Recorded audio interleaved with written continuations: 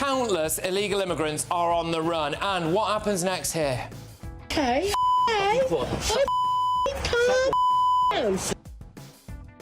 On my panel tonight is political commentator Patrick O'Flynn, Tory Deputy Chairman Jonathan Gullis and author Amy Nicole-Turner. Oh yes, and would you be seen dead in this? They get worse than that. Get ready, Britain, here we go.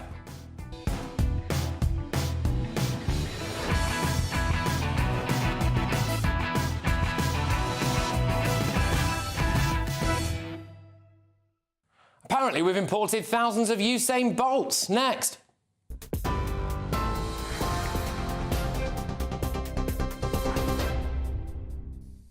Very good evening from the GB newsroom. It's just gone 9 o'clock. Leading the news tonight, former Conservative leader Sir Ian Duncan-Smith says he's concerned the government hasn't pointed the finger at China for a cyber attack on the Ministry of Defence.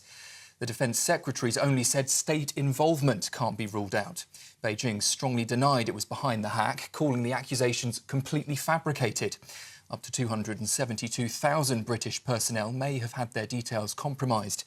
Well, speaking in the House of Commons earlier, Grant Shapps said it shows the world is, he says, becoming a more dangerous place. For reasons of national security, we can't release further details of the suspected cyber activity behind this incident. However, I can confirm to the House that we do have indications that this was the suspected work of a malign actor, and we cannot rule out state involvement. This incident is further proof that the UK is facing rising and evolving threats. Grant Shapps there speaking in the Commons this afternoon. Well, in Scotland, John Swinney has arrived at his new official residence after the Scottish Parliament voted for him to replace Humza Yousaf as First Minister. He was backed by 64 of his colleagues and his name will now be submitted to the King. He's promised to give everything he has to the role. We've heard tonight that a 5-month-old boy who suffered a cardiac arrest at Legoland Windsor in an alleged incident of child neglect has died in hospital. The 27-year-old woman from Essex was arrested at the resort and has since been released on bail. Police say they're not seeking any other suspects, though detectives from the Child Abuse Unit are now asking anyone with information, particularly those at Legoland's Coast Guard HQ boat ride on Thursday afternoon, to come forward. Israeli troops have seized the Gaza side of the Rafah border crossing. The Israelis are pushing ahead with an offensive on the city in a move that international leaders are calling a dangerous escalation in the conflict. It's after Benjamin Netanyahu said the terms of the latest ceasefire deal were far from meeting Israel's core demands. A spokesperson for the US State Department, though, insists a deal is still absolutely achievable. In the US, Stormy Daniels has told a court that Donald Trump told her that having sex was the only way she was going to get out of a trailer park. The former adult film star has been revealing intimate details of her alleged encounter with the former president as she testifies at his hush money trial. She claimed that he wore satin pyjamas when he greeted her at his hotel suite before she was asked to spank him. The former president denies having sex with Miss Daniels and 34 counts of falsifying business records. And finally, before we hand back to Patrick, the 68th Eurovision Song Contest is officially underway tonight at the Malmö Arena in Sweden. 15 countries are competing in the first of this year's semi-finals. The UK's Ollie Alexander automatically goes through to the finale, along with last year's winner, Sweden, and the other big five, that's Germany, Spain, France, Italy and the UK. But bookmakers have Croatia, Switzerland and Ukraine as the top 3 favourites to win. Those are the headlines. I'll be back at 10 o'clock with another update. Until then, you can sign up to GB News Alerts. Just scan the QR code on your screen or go to gbnews.com/alerts.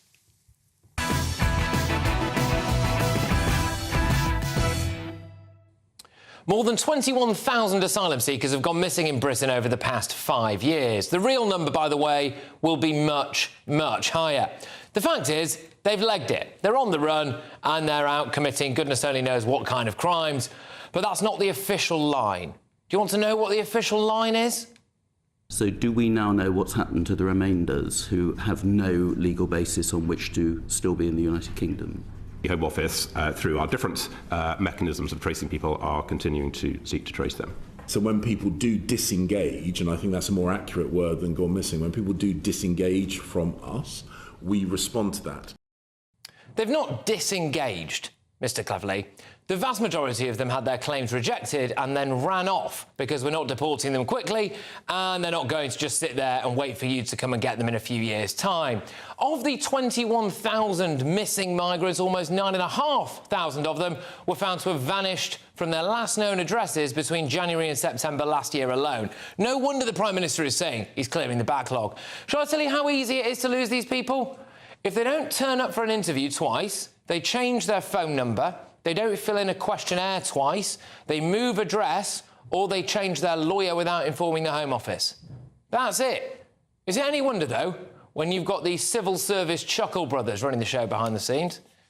Put foreign offenders aside and Albanians aside, just forget about those numbers. How many people travelling on small boats that's been refused asylum have been sent to a third country or back to their own country over the past 3 years?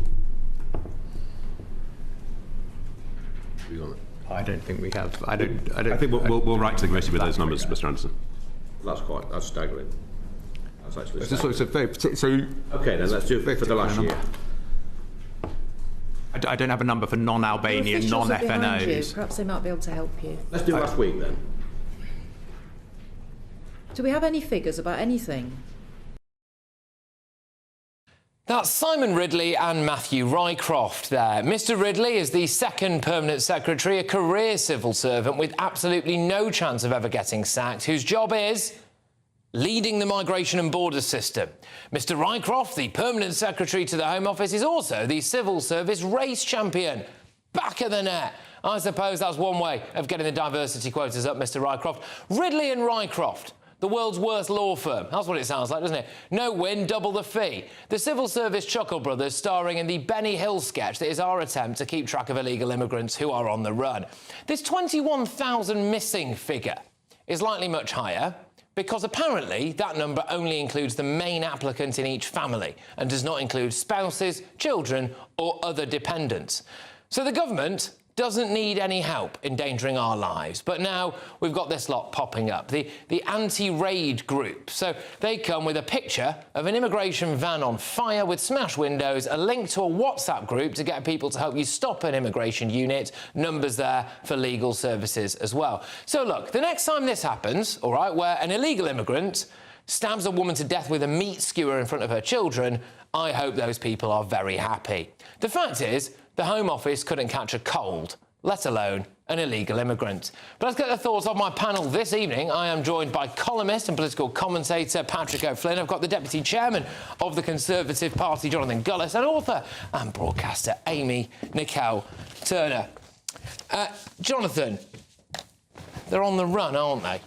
Well, look, Patrick, it's slightly more complicated than what has been described. I think it's important to understand that some of these people are asylum seekers who have left the country, actually gone to places like Ireland that we've seen reported, but also to other European countries. Others have withdrawn their application. Some are pursuing other avenues in which to stay. And, of course, some have actually restarted the whole process again. So, you know, there is nuance in this, but it does just underline the important fact of why we need to have an effective deterrent in Rwanda, which will stop and deter people from unnecessarily choosing to put thousands of pounds in the hands of smugglers in order to get across to this country illegally. I feel sorry for you. You've got Ridley and Rycroft behind the scenes. I mean, what are you watching? Well, look, I'm certainly not here to defend those two, and I won't be, to be perfectly frank. I think the fact they couldn't give an answer to Lee Anderson at the Select Committee was utterly appalling and embarrassing and shows really contempt for Parliament in the sense of they should have been actually coming with all the facts and the figures and didn't obviously expect any normal questions. I don't know what they thought they were going to be able to get away with. It's like the worst version of Yes Minister playing out before our very eyes. But look, let's go back to this important point. The Prime Minister has done the deal with France to stop, we know, 23,000 vessels crossing the Channel last year. He's done returns agreements with countries like Albania, which saw a 93% drop. And once we get Rwanda flights off the ground, we will have that world-leading deterrent. All that costs so much money. doesn't it? It will actually Taxpayers' cost money. a drop in the ocean compared to the billions that we're spending, which Andrew Jenkins pointed out earlier. And more importantly, once the deterrent is working, we'll have fewer people attempting to come over here, which means we'll have less pressure on the NHS, less pressure on schools, less pressure on accommodation, and more importantly, less pressure on the Home Office, who, quite frankly, obviously are having to work tremendously hard. The point is, unless you decide to deport someone immediately after you've rejected them, they are going to leg it, aren't they? And that's what they're doing. And we can't deport them, can we? And, you know, Jonathan says it's like the worst episode of Yes Minister. Well, I'm afraid James cleverly is playing Jim Hacker, trying to stick to the civil service jargon rather than admit the shambles that's going on.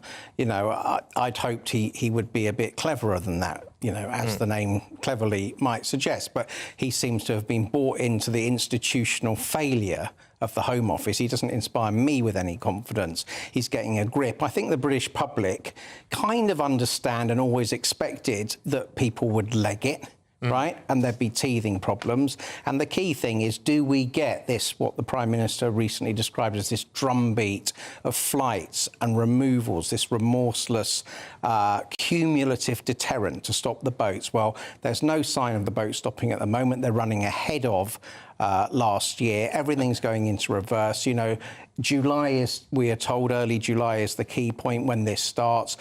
Yes, there are some people going over the border from Northern Ireland to the Republic, and maybe that shows there could be a deterrent effect. But, you know, the British public have been hearing this for half a decade from the Tories, and they're very sceptical. If it doesn't work in July, I'm afraid you're toast. Amy, does it concern you that we've got at least 21,000 mostly young men on the run somewhere in Britain? Yeah, the reason why it concerns me mainly is because all these people, on the whole, arrive with the ambition to participate in our society, and that's an opportunity for them. And by that, presumably, you mean take from the welfare state? Or? No, I don't. I mean work and contribute to our society, which is the whole reason they're here. I don't know why you're smirking, because you go on about economic migrants. That would be the reason, because they want to further their lives and send them... the drug trade? So you how can you make that assumption? I think that is absolutely exactly. They know that. But that's what. If you allowed asylum seekers to work, it'd be the biggest pull factor we've ever seen. But no, it wouldn't. For years and years and years, we have been saying the same old arguments about being full, about needing to deter people. It's not going to happen. We're the 6th richest country in the world. We're not. We need to fulfil our responsibilities. Most people will still seek asylum in their neighbouring country. Per capita, Amy. We take a tiny proportion of asylum seekers. Why don't we just admit that these people could be of merit to themselves and to us, instead of constantly wasting money on border force or deterrents that don't exist? Imagine what they could do for their own country's economies if they stayed there, and all that amazing talents that could, be unleashed. So why in those countries to be, fully developed? Or can we just accept the fact these are predominantly young men in their 20s, leaving women and children behind, which shows they really aren't leaving a war-torn country or caring for or compassionate, and essentially want to come here because we have an NHS, we have a free education system, we have obviously a welfare state that's very generous compared to other countries. Every single bit of research into migration suggests that they don't know about this benefit system before they arrive here. Secondly, who does the research? You have had problems with people putting their children in the boats, but then you also have a problem with people not putting their children in the boats. So I'm not sure which one you want to... I don't want anyone in any boats. I don't want no boats. I want to see no boats. But at the moment, because of your outrageous.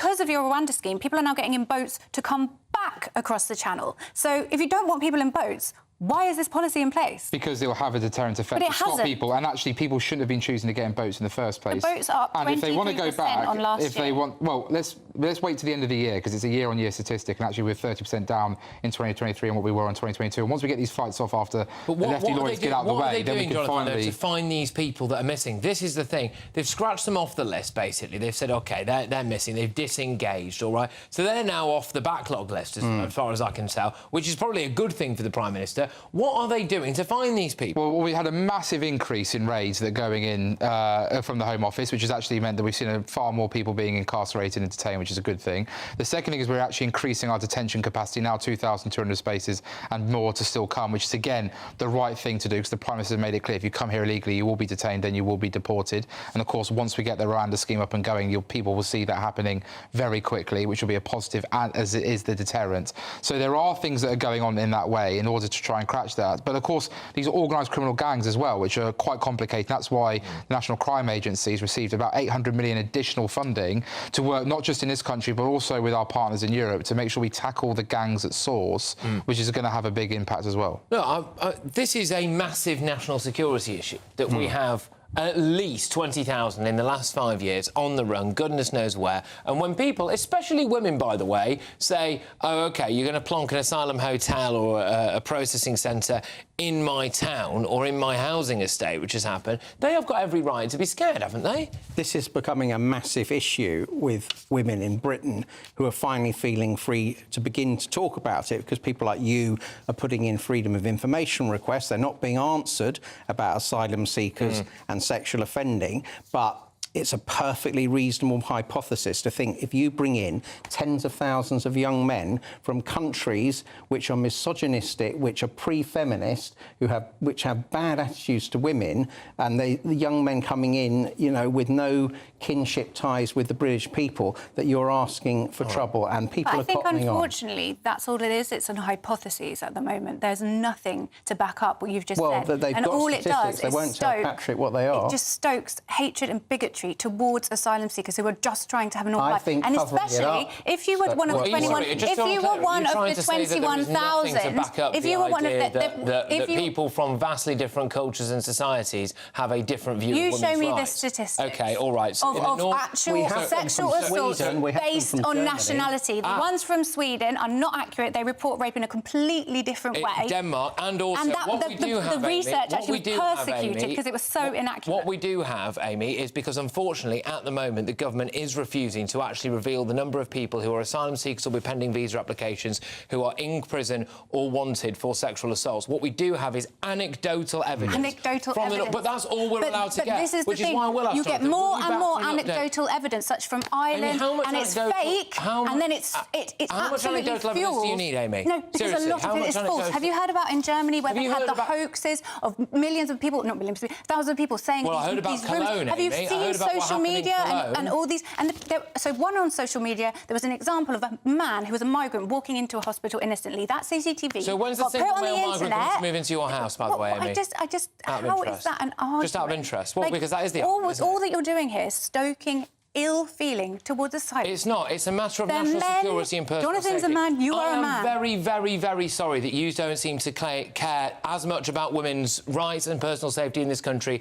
as many people do. There is nothing I find that absolutely to back astonishing. This is the only time that I've heard you care about violence against women and sexual assault against women. It's when it involves a generalisation about a group of people that you don't like. That's not true, because I am literally trying to get that freedom of information. You said it's a hypothesis, right? I say, for the reasons I set out, it's a reasonable hypothesis. Will you at least agree with Patrick that the Ministry of Justice and the Home Office should publish all the data they hold about sure, this? fine. Right, but I don't think it will be helpful at all. Oh, you don't think it'd be helpful? Probably, possibly not to your cause, no. But look, coming up, after Labour's resounding victory at the local election was overshadowed by widespread victories for pro-Palestine and Muslim councillors, like this chap from Bradford. We are coming for you in the general election. Will Keir Starmer be too weak to stand up to the dangerous demands of Muslim activists? Co-founder of Novara Media, Aaron Bastani, offers his expert analysis. But next, it's time for the head-to-head. In a sad indictment of modern Britain, the UK's Eurovision entry has branded the Union Jack divisive and nationalistic. Here's a reminder of who he is. Won't you make me dizzy from your kisses? Will you take my hand and spin? So, in light of Ollie Alexander slamming our nation's great flag, I'm asking, have young Brits been indoctrinated to believe that patriotism is a bad thing? The Fizz member and 1981 Eurovision winner, Cheryl Baker, goes head-to-head with comedian James Barr. That's next, and it's Patrick Christys tonight. Stay tuned.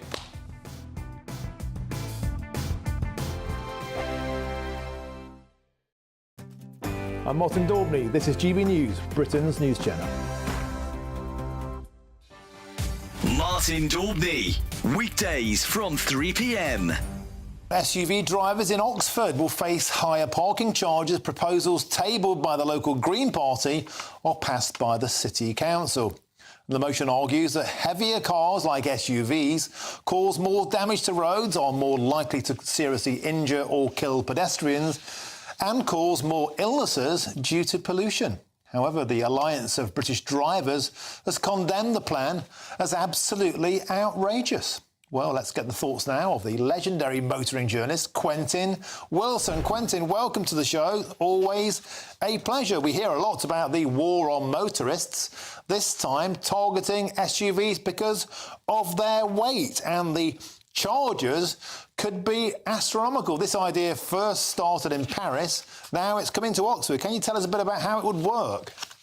OK, so the idea is that the charges will penalise people who drive heavier SUVs, and I guess by implication electric cars, although Oxford Council haven't said exactly what they're going to do with EVs. But this is all based around this notion of SUVs being heavier than passenger cars, therefore wearing out the roads more. Now, there was a study, I've got it here in front of me, from the University of Edinburgh in 2022 that said real-world tests found that overwhelmingly the wear is caused by large vehicles, buses, heavy good vehicles. Road wear from cars and motorcycles is so low that this is immaterial. Now, obviously, driving around a medieval city like Oxford in an SUV isn't the brightest thing in the world to do. But the idea that we should penalise the owners of these cars based on imperfect science that's been read on social media, I think is completely wrong. Join me, Camilla Tominey, every Sunday at 9:30 when I'll be interviewing the key players in British politics and taking them to task. This report basically says that he's not fit to stand trial. With an upcoming election looming over Westminster, now is the time for clear, honest answers. I agree. And that's precisely what I'll get. Is he indecisive? Incompetent? That's the Camilla Tominey Show at 9:30 every Sunday on GB News, the People's Channel, Britain's election channel.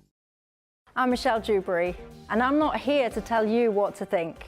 I'd much rather hear what you have to say. So, send in your opinions to gbviews@gbnews.com. Keep them clean, and you never know, I might read them out. With my panel here on Jubes and Co, we debate, we get stuck into the issues of the day on a show where all views are welcome, especially yours. GB News, the People's Channel, Britain's news channel. 2024, a battleground year. The year the nation decides. As the parties gear up their campaigns for the next general election. Who will be left standing when the British people make one of the biggest decisions of their lives? Who will rise? And who will fall? Let's find out together. For every moment, the highs, the lows, the twists and turns. We'll be with you for every step of this journey. In 2024, GB News is Britain's election channel.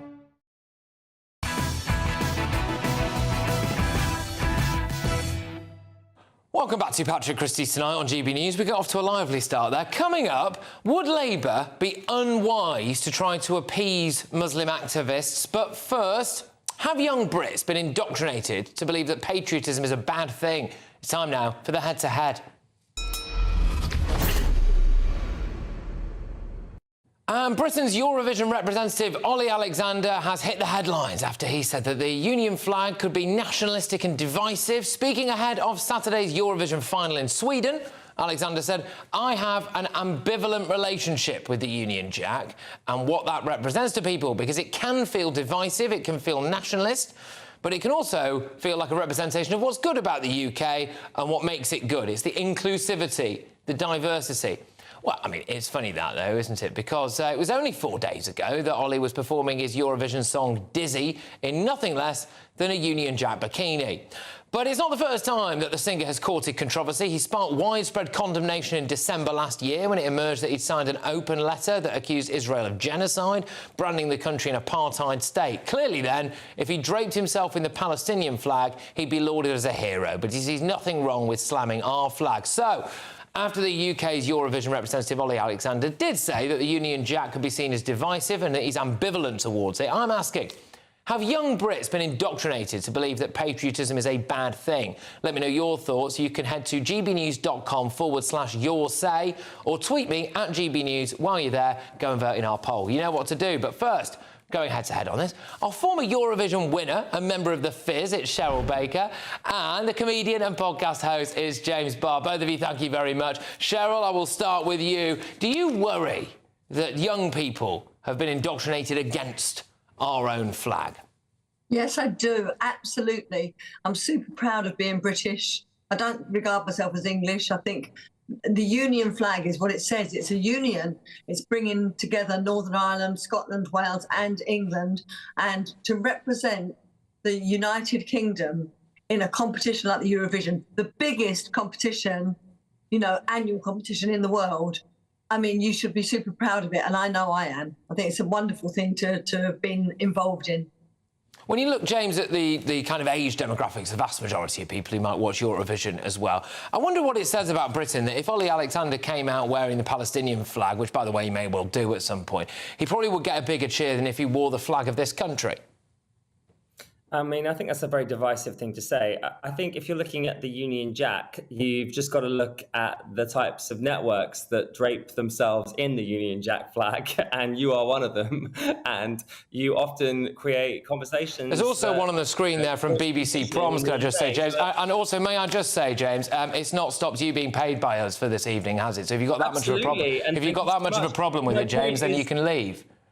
But it's a fair point, though, isn't it? I mean, we have to look at where the flag is being used, and people like Tommy Robinson are using that flag, and then also networks and people that are creating conversations online that are divisive are using that flag. So is there any reason why? I mean, why do you think young people don't like it? Right, OK. Cheryl, would you like to come back to that at all? It's our flag. For goodness sake, every country has a flag. Have a look. Yeah, but Ollie's saying going on at the moment. The flags are flying of every single country. Everybody is proud to support their own flag. Why should we be different? Why are we not proud of flying our own flag? I know I am. James, yeah, go on. I mean, what Ollie said is true. He said he's ambivalent to it, and he wants to redefine what our flag means because he's... What does he mean by that? What does that mean? What's redefining? Well, it means that he wants to wear a Union Jack bikini. Flag. Well, he's wearing a Union Jack bikini. That's what he means by it. He wants to take back. He wants to take back our flag for young people. Did you nearly say take back control there, James, and you stop yourself? I think that's a load of old I know, I did. That does not make sense whatsoever. Sorry, right, one at a time. Sorry, Cheryl. So, Ollie Alexander, our representative at Eurovision, wants to take back control of the Union flag by wearing it as a bikini. That's what does that mean?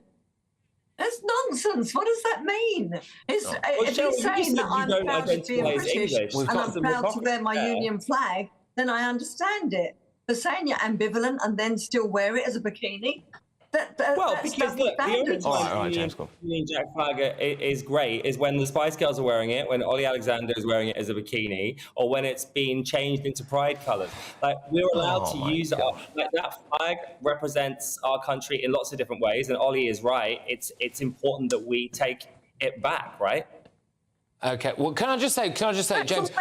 Why is it, James, why is it important? I mean, other countries around the world, whenever you go abroad, right, the Union Jack flag is one of the most popular flags all around the world. This is a competition, the Eurovision Song Contest, that is fundamentally based on nations with borders. Otherwise, it wouldn't exist. Those nations have to have a flag so that you can identify what nation they are, all right? So what's wrong with us using our own flag?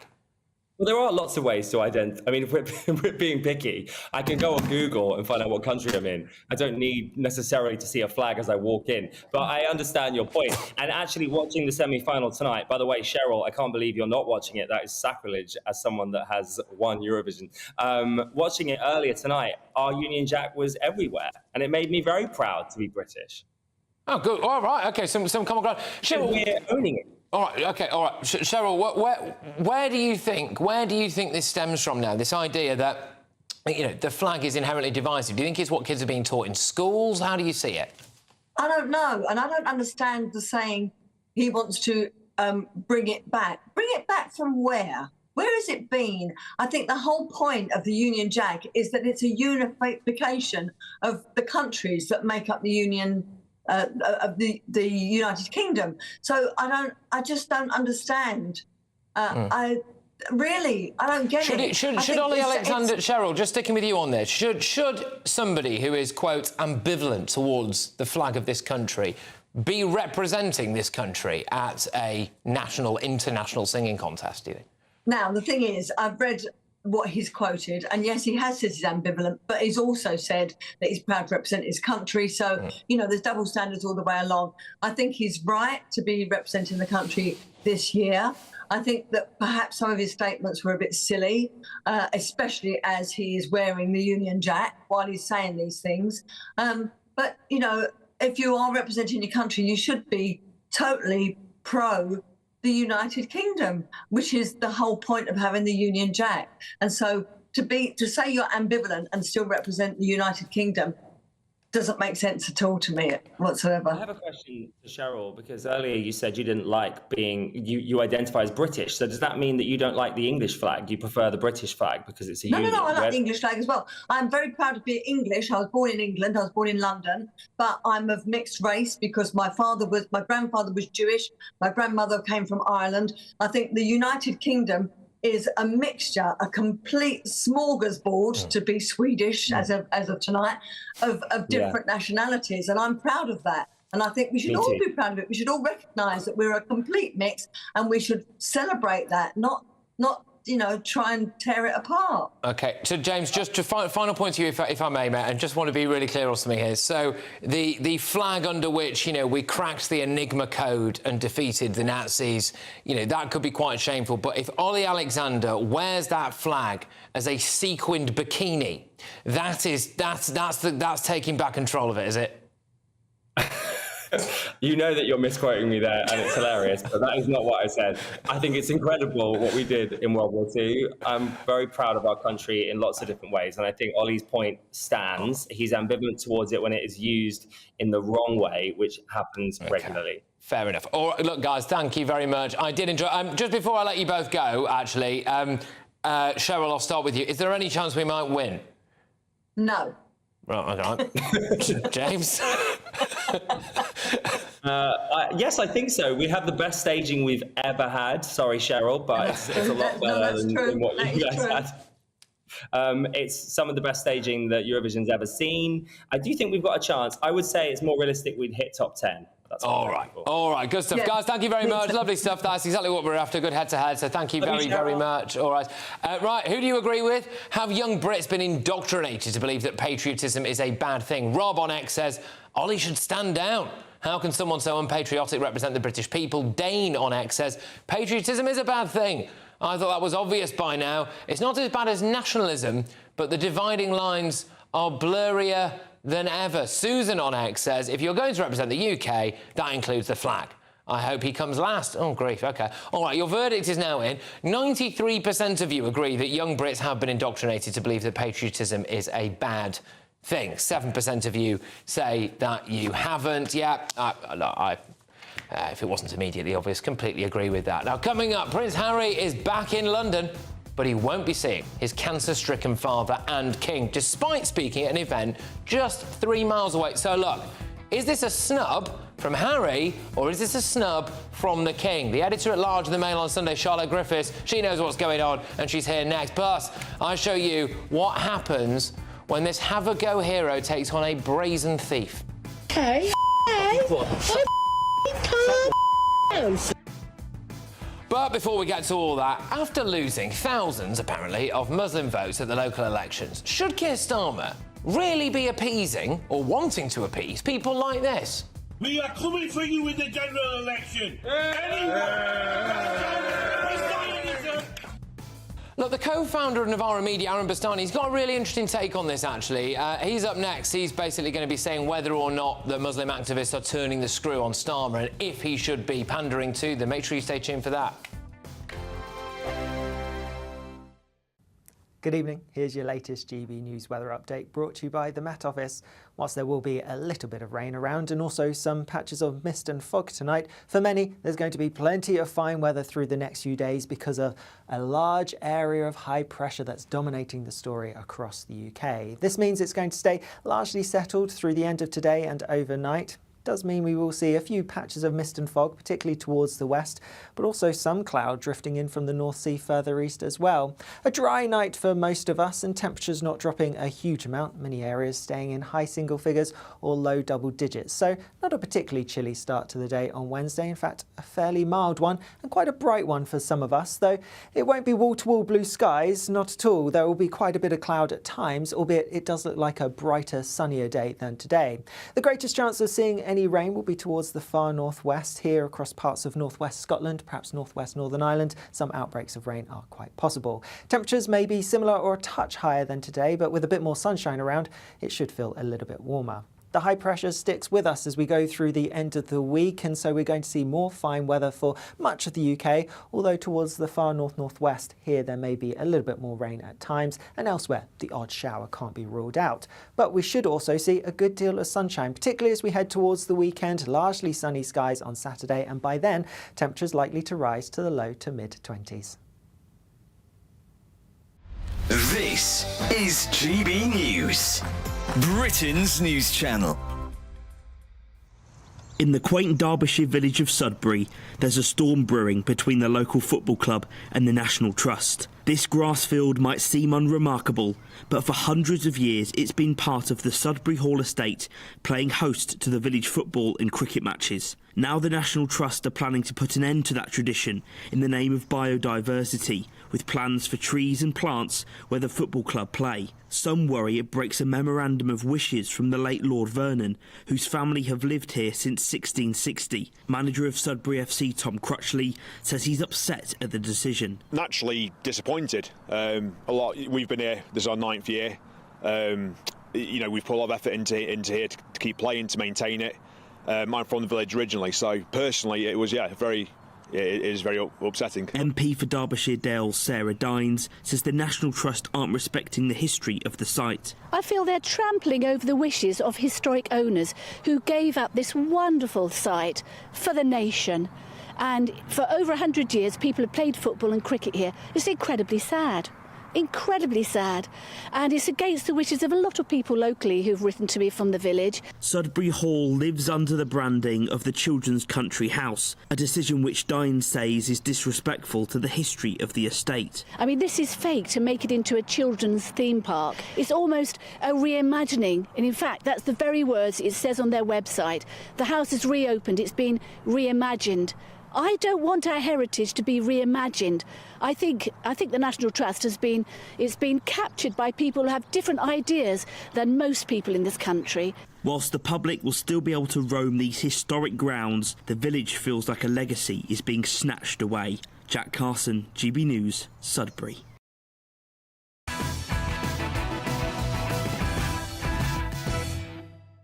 Welcome back to Patrick Christys Tonight. Now, despite their success at last week's local elections, Labour continued to hemorrhage the Muslim vote in some areas. So in 58 local council wards where more than 1 in 5 residents identify as Muslim, Labour's share of the vote was 21% down on 2021.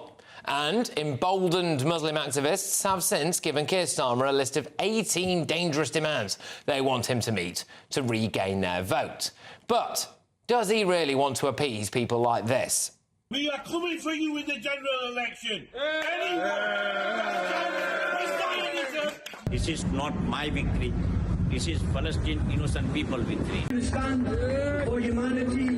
Stand for Palestine. Stand for George Galloway.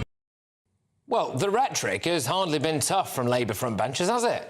I would say to them is that the better life that people want for the Palestinian people is something the Labour leadership shares. If we're fortunate enough to be elected at the general election, it's a very high foreign policy priority for the Labour Party. I recognise that there are some people who didn't vote for Labour last week because they did have concerns, including people in the Muslim community. And I regret whenever someone decides that they can't bring themselves to vote for the Labour Party, and we will seek to rebuild the trust of those communities in the weeks and months ahead. Look, the Telegraph's Charles Moore says that Labour would be unwise to appease certain Muslim activists because the nature of the leftist/Islamist opposition to Israel is unappeasable. Well, look, here to discuss this is the co-founder of Novara Media, Aaron Bastani. Look, Aaron, thank you very much. I think if I was Labour, I'd think I'm quite happy that they're out of the party. It's a changed Labour Party. Why say that you want to appease them and bring them in? What's your view? Well, it's an interesting question, isn't it? Look, politics is about margins. Andy Street just lost out in the West Midlands, and of course there's a huge Muslim vote in that part of the country. If a few thousand of those people who voted for Ahmed Yaqub instead voted for Andy Street, then it would have been a very different conversation coming out of the locals. So the same with London. You know, if Sadiq Khan had lost because not enough Muslims came out or not enough BAME voters came out, I think Labour would look at that as catastrophic. However, notwithstanding that, actually, I think Labour did pretty well. So this idea that the Muslim vote en masse has left Labour, 21%, Patrick, I don't think is that high, when, as you've sort of hinted at with those videos there, Gaza is a very salient issue for British Muslims. I would have expected something a little bit more, I have to say. And given Starmer's comments on Gaza in the days after October the 7th, which I thought were unwise, he actually went further than somebody like David Cameron, I'm surprised 21% isn't a higher figure. When you see people out there, you know, ranting and raving a bit, and shouting Allahu Akbar and saying, yeah, we're coming for you and all of this stuff, I must admit, I was quite surprised that the Labour Party's response to that was, we need you back. Well, the reality is, Patrick, that there are many seats where Labour rely on a coalition of people from ethnic minorities, students. So if you think about larger cities, university towns, etc., that is the bedrock of their vote. It's a bit like over 60s going to their garden centre in the home counties for Tories. You know, that's a big part of their vote in many seats. They're not a bit less dangerous, though, the over 60s, Aaron, with respect? You know, are they not a little bit less fruity when it comes to some of the, you know, so appeasing the old silver surfers might be slightly less dangerous than appeasing eco or pro-Palestine fanatics, maybe? No, I'm just trying to offer a sort of a parallel there, which is that this is a big part of the Labour vote. In larger cities, they tend to be younger, they tend to be from ethnic minorities, and like I say, I expected far more people to desert Labour from those communities than had done. So in a way, I'm also surprised by the response, because if I was Keir Starmer or Rachel Reeves, I'd take a step back and say, well, look, on Gaza, we've actually been arguably harsher on the Palestinian side than something like David Cameron. We're certainly indistinguishable. And yet we've actually managed to keep a hell of a lot of people who care deeply about that subject voting for us. I'm kind of surprised. You know, Workers' Party of Britain, for instance, George Galloway, they picked up 2 councillors in Rochdale. They've got huge numbers, by the way, and I think he may be re-elected, but I'm surprised they didn't get more.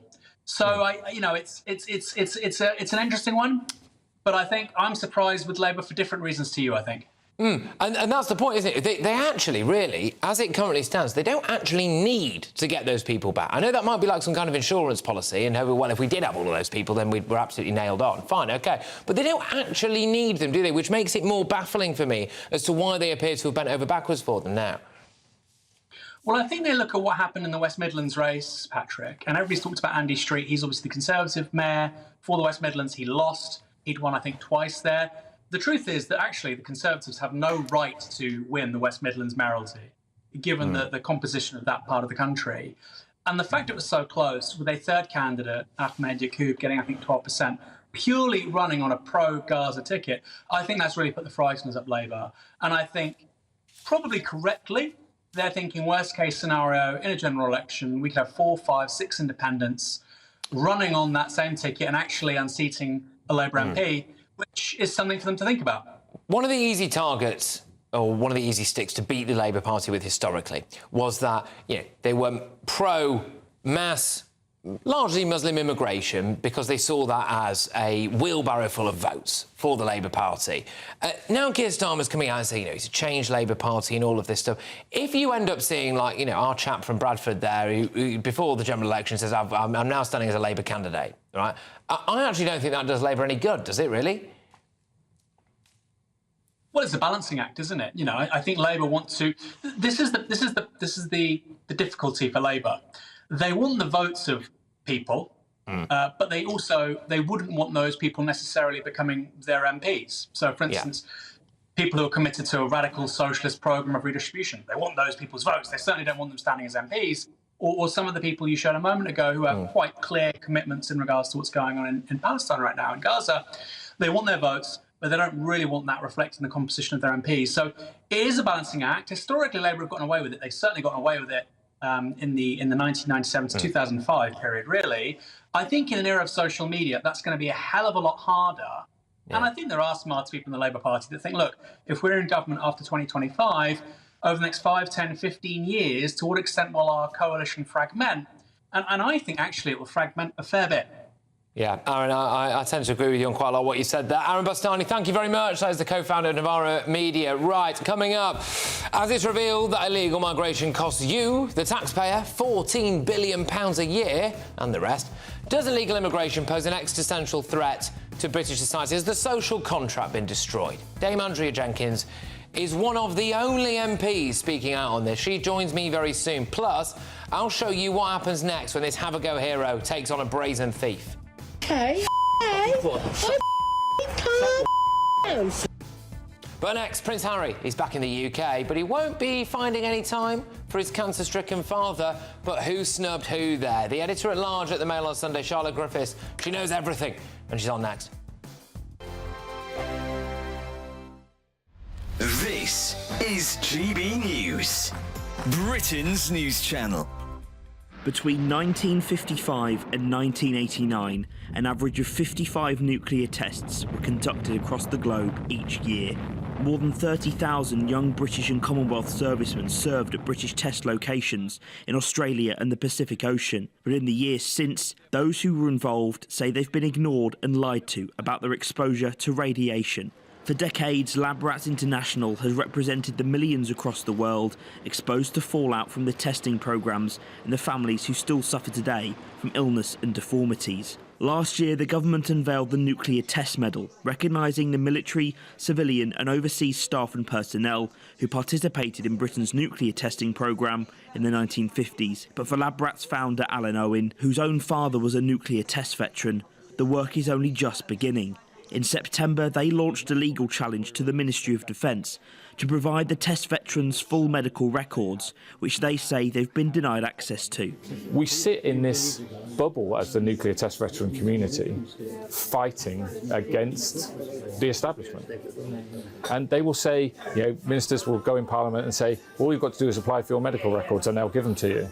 You know, it just doesn't happen. It's not a reality. They're not there to as easy, as accessible as just applying. They will fight you all the way.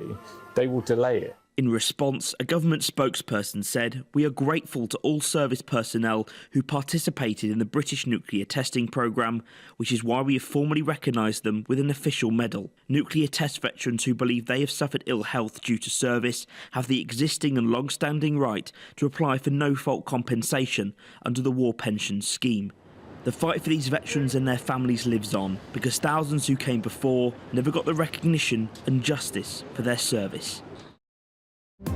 GB News is the home of free speech. We were created to champion it, and we deliver it day in, day out. Free speech allows us all to explore and debate openly the issues most important to us, our families, and of course, the British people. Having challenging conversations to enlighten each other. Which is why we hear all sides of the argument. We are the People's Channel. We will always stand by the freedom to express yourself. On TV, radio and online. This is GB News, Britain's news channel.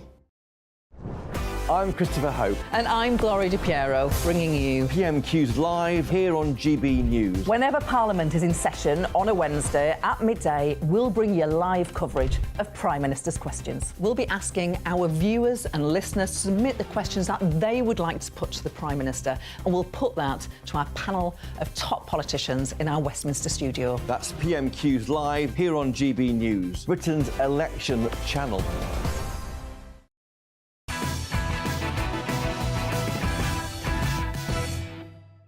Welcome back to Patrick Christys tonight on GB News. Now, shortly, I speak to a Jewish student about the intimidating pro-Palestine camp set up at Oxbridge shortly, and frankly now, around the world as well. But first, it's time for the Royal Dispatch.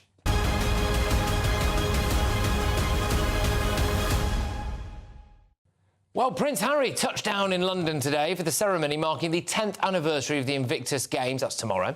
But the runaway royal, won't be able to find any time for his cancer-stricken father, despite speaking at an event only 3 miles away from Clarence's house, where Charles is staying. Now, Harry's spokesman appeared to put the blame on the King, though, saying, in response to the many inquiries and continued speculation on whether or not the Duke will meet his father while in the UK this week, it unfortunately will not be possible.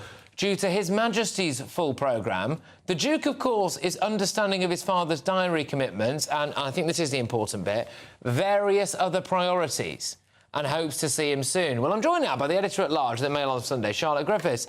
Charlotte, if Harry really wanted to see his own cancer-stricken father, surely he'd make it happen. He would. But, you know, equally, King Charles is the King of England. He could see Harry at any point and clear his schedule if he wants to. So I think on the surface, Harry's right to portray this as a snub, and it is a bit of a snub. But I think what you're rightly alluding to is how easy did Harry make it, for his father? So, we know that he didn't come over with the kids. I mean, that would be an easy win. It would be almost impossible for Charles to resist the temptation to see his grandchildren. And, there's some talk that behind the scenes there's quite a lot of negotiating going on. I know that the palace, for us in the newspaper biz, were painting a very confused picture. And I think there was a lot of to and fro going on. And I think the reason for that was because Harry had made certain demands about who could be in the room and who couldn't be in the room. That's the speculation anyway. So although on the surface it looks like a snub, I think Harry made it very difficult for his father. Would you mind just elaborating slightly on that for us, please? So some of Harry's demands here, because King Charles has said that, Harry's saying that King Charles is saying that he's got other priorities, but you are of the view that Harry was making it difficult. Yeah, I think you're right. I think when Harry said various other priorities, it's so passag, that whole statement, to be honest. But various other priorities alludes to maybe other forces that were driving Charles's position on this. So maybe, I don't know whether William had a thought about how and where this meeting should be conducted, or if it should be conducted at all. And we know that Charles likes to meet Harry with Camilla in the room, which isn't always a popular decision. Right. And, the other thing is Harry was without his wife as well. So, the whole thing was fraught with difficulty. I think it's a shame that Harry had to also come over on his own without his wife. It would have made it a lot easier for him if he had someone by his side. He maybe felt a little bit alone having a meeting, if Charles, say, had Camilla there with him. But all of this, none of this was confirmed last week. But what did happen last week was it was clear, really, that the palace had been going through some kind of negotiation behind the scenes, because they were under the impression, basically, that Harry and Charles would be able to pull off this meeting. And then at some point along the line, that changed. And the inference is that there were negotiations about who and where and how this meeting would take place. Well, the headlines until today were that they were going to meet. And from what you're saying, really, here, it does seem as though the palace was probably working on that assumption as well. Then Harry releases that statement. So it could conceivably come down to Harry demanding that Camilla can't be in the room. It could be, and I think we might find out later this week, as this week progresses, exactly what went down. But at the moment, the palace aren't saying anything. And again, this is the whole thing as well. Is the palace can't release a statement like Harry can. It comes down to the nub of their entire fraught relationship. Is that Harry can release these statements loaded with innuendo and sort of, various other priorities, whereas the palace can't. They just have to say, they can steer off the record or say no comment. Yeah, and he knows that. And he knows that his dad's ill, and he knows that Kate's ill as well. And yet he still comes out with a statement like that, saying his dad's various other priorities. I mean, really emphasising that notion of being the spare, I think, there. I think so. And actually, Charles does have another priority. So I happen to know that when he's in London, he takes treatment. He undergoes cancer treatment. Right.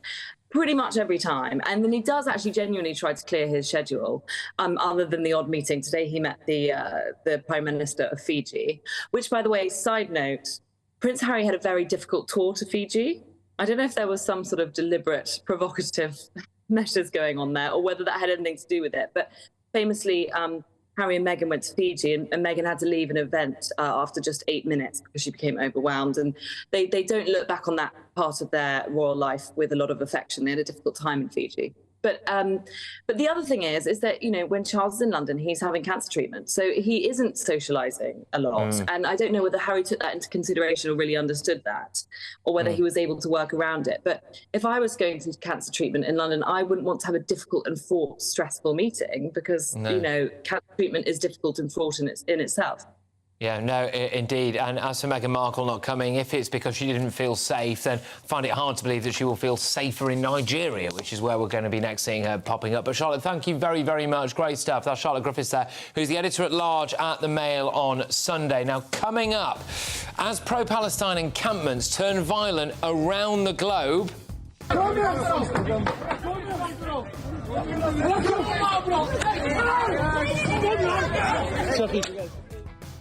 So that's Amsterdam, all right? So that's Amsterdam. We've seen issues right across the Western world, frankly, when it comes to this now. In fact, there are strong indications doing the rounds on Twitter at the moment that tourists, Jewish tourists in Greece, are holed up in their hotel room because pro-Palestine activists have, quote, gone looking for them. Should we fear similar scenes here as this radical mob occupies Oxford and Cambridge universities? And what is it like to be a Jewish student today? I'll be hearing from a terrified Jewish Oxford students before speaking to a former student who was mobbed by pro-Palestine protesters. But next, illegal migration is costing you, the taxpayer, £14 billion a year. No MPs, apart from Dame Andrea Jenkins, wants to talk about it, and she's next. That warm feeling inside from Boxed Boilers, sponsors of weather on GB News. Good evening, here's your latest GB News weather update brought to you by the Met Office. Whilst there will be a little bit of rain around and also some patches of mist and fog tonight, for many there's going to be plenty of fine weather through the next few days because of a large area of high pressure that's dominating the story across the UK. This means it's going to stay largely settled through the end of today and overnight. Does mean we will see a few patches of mist and fog, particularly towards the west, but also some cloud drifting in from the North Sea further east as well. A dry night for most of us and temperatures not dropping a huge amount, many areas staying in high single figures or low double digits. So not a particularly chilly start to the day on Wednesday, in fact a fairly mild one and quite a bright one for some of us, though it won't be wall-to-wall blue skies, not at all. There will be quite a bit of cloud at times, albeit it does look like a brighter, sunnier day than today. The greatest chance of seeing any rain will be towards the far northwest, here across parts of northwest Scotland, perhaps northwest Northern Ireland. Some outbreaks of rain are quite possible. Temperatures may be similar or a touch higher than today, but with a bit more sunshine around, it should feel a little bit warmer. The high pressure sticks with us as we go through the end of the week, and so we're going to see more fine weather for much of the UK, although towards the far northwest here there may be a little bit more rain at times, and elsewhere the odd shower can't be ruled out. But we should also see a good deal of sunshine, particularly as we head towards the weekend. Largely sunny skies on Saturday, and by then temperatures likely to rise to the low to mid-20s. Looks like things are heating up. Boxed Boilers, sponsors of weather on GB News.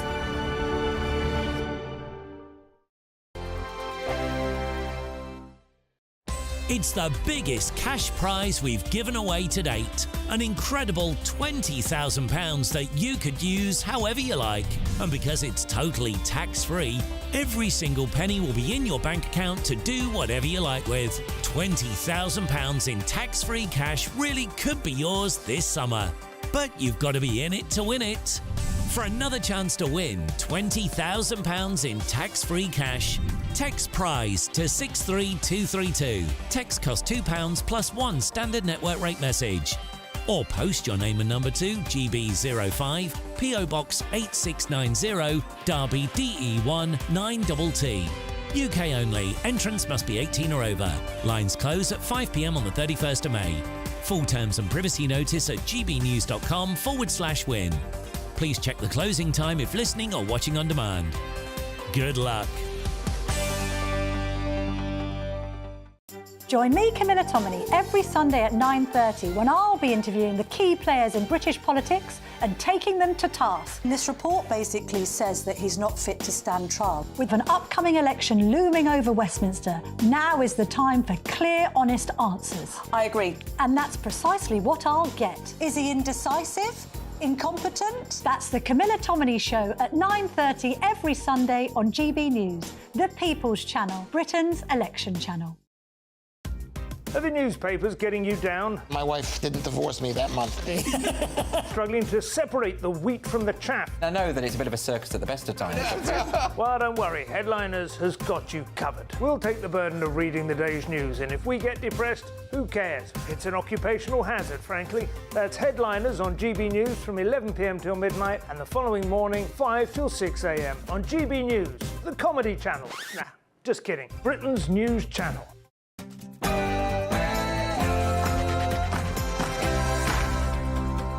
It's 10 p.m. I'm Patrick Christys. Tonight, terrifying scenes in Oldham.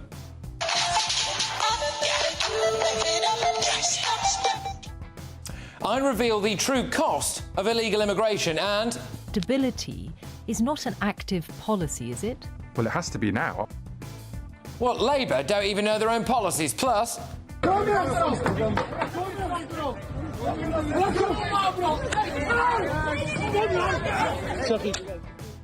Jewish students aren't safe anywhere. And what happens next here?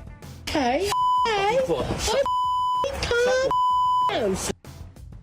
On my panel tonight is political commentator Patrick O'Flynn, Tory Deputy Chairman Jonathan Gullis, and author Amy Nicole-Turner. And look at the state of this lot at last night's Met Gala. Yes, it gets a lot worse. Get ready, Britain. Here we go.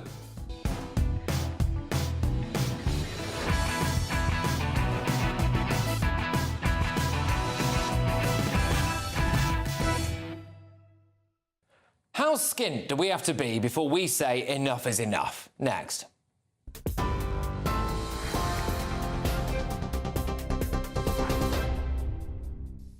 Very good evening to you from the GB newsroom. It's just after 10 o'clock, and we'll just start with some breaking news that we've been hearing in the last hour or so. The UK Border Force are scrambling to fix a nationwide e-gate glitch that we believe is affecting all UK airports this evening. Footage on social media appears to show huge queues starting to build up at some of the UK's biggest transport hubs. That includes Gatwick, Stansted and Manchester. And we've also heard in the last few minutes from Heathrow Airport, a spokesperson there saying that contingency plans are now being put in place to make sure that passengers can be safely processed through the border.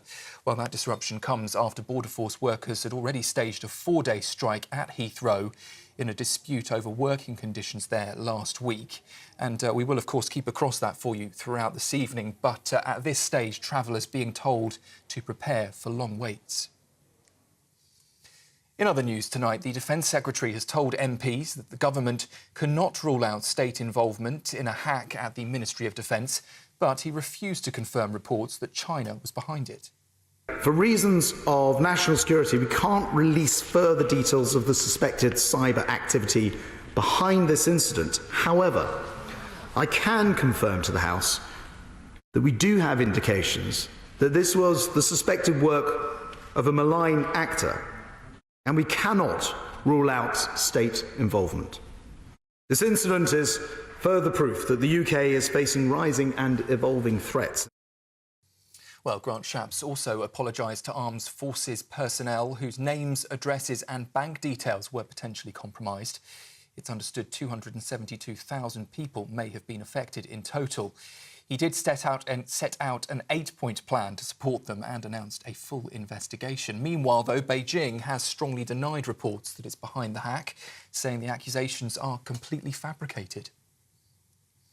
John Swinney has said that he's over the moon to have been voted in as the Scottish Parliament's choice to be the next First Minister. He was backed by 64 of his colleagues, and his name will now be submitted to the King. He replaces Humza Yousaf, who sent his own official letter to King Charles earlier, confirming he was stepping down. Speaking from the front bench for the final time in the role, Mr Yousaf said his heart would forever belong to Scotland. Next to Worcester, where a woman has admitted to being part of a global monkey torture network. Holly LeGreasley posted more than 130 videos and 20 photos of the animals being tortured on online chat groups. The 37-year-old pleaded guilty to separate charges of publishing obscene articles and intentionally encouraging animal cruelty. She was charged along with another woman after an investigation into animal torture. And more than 2,000 football banning orders have been issued to England fans ahead of Euro 2024, which kicks off in Germany next month. Fans who are banned must hand over their passports for the duration of the tournament. It comes as football-related arrests in England and Wales are at a 9-year high. German police say they're working with British officers to plan for a safe event for supporters. That's the latest from the newsroom. For more, you can sign up to GB News Alerts by scanning the QR code on your screen or go to gbnews.com/alerts. Now, though, it's back to Patrick.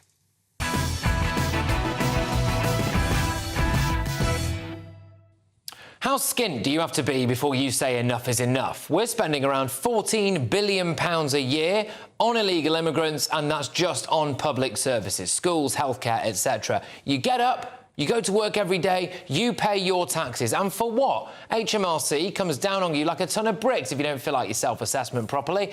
Illegal immigrants cost our public services around £12,000 a year per person, reportedly.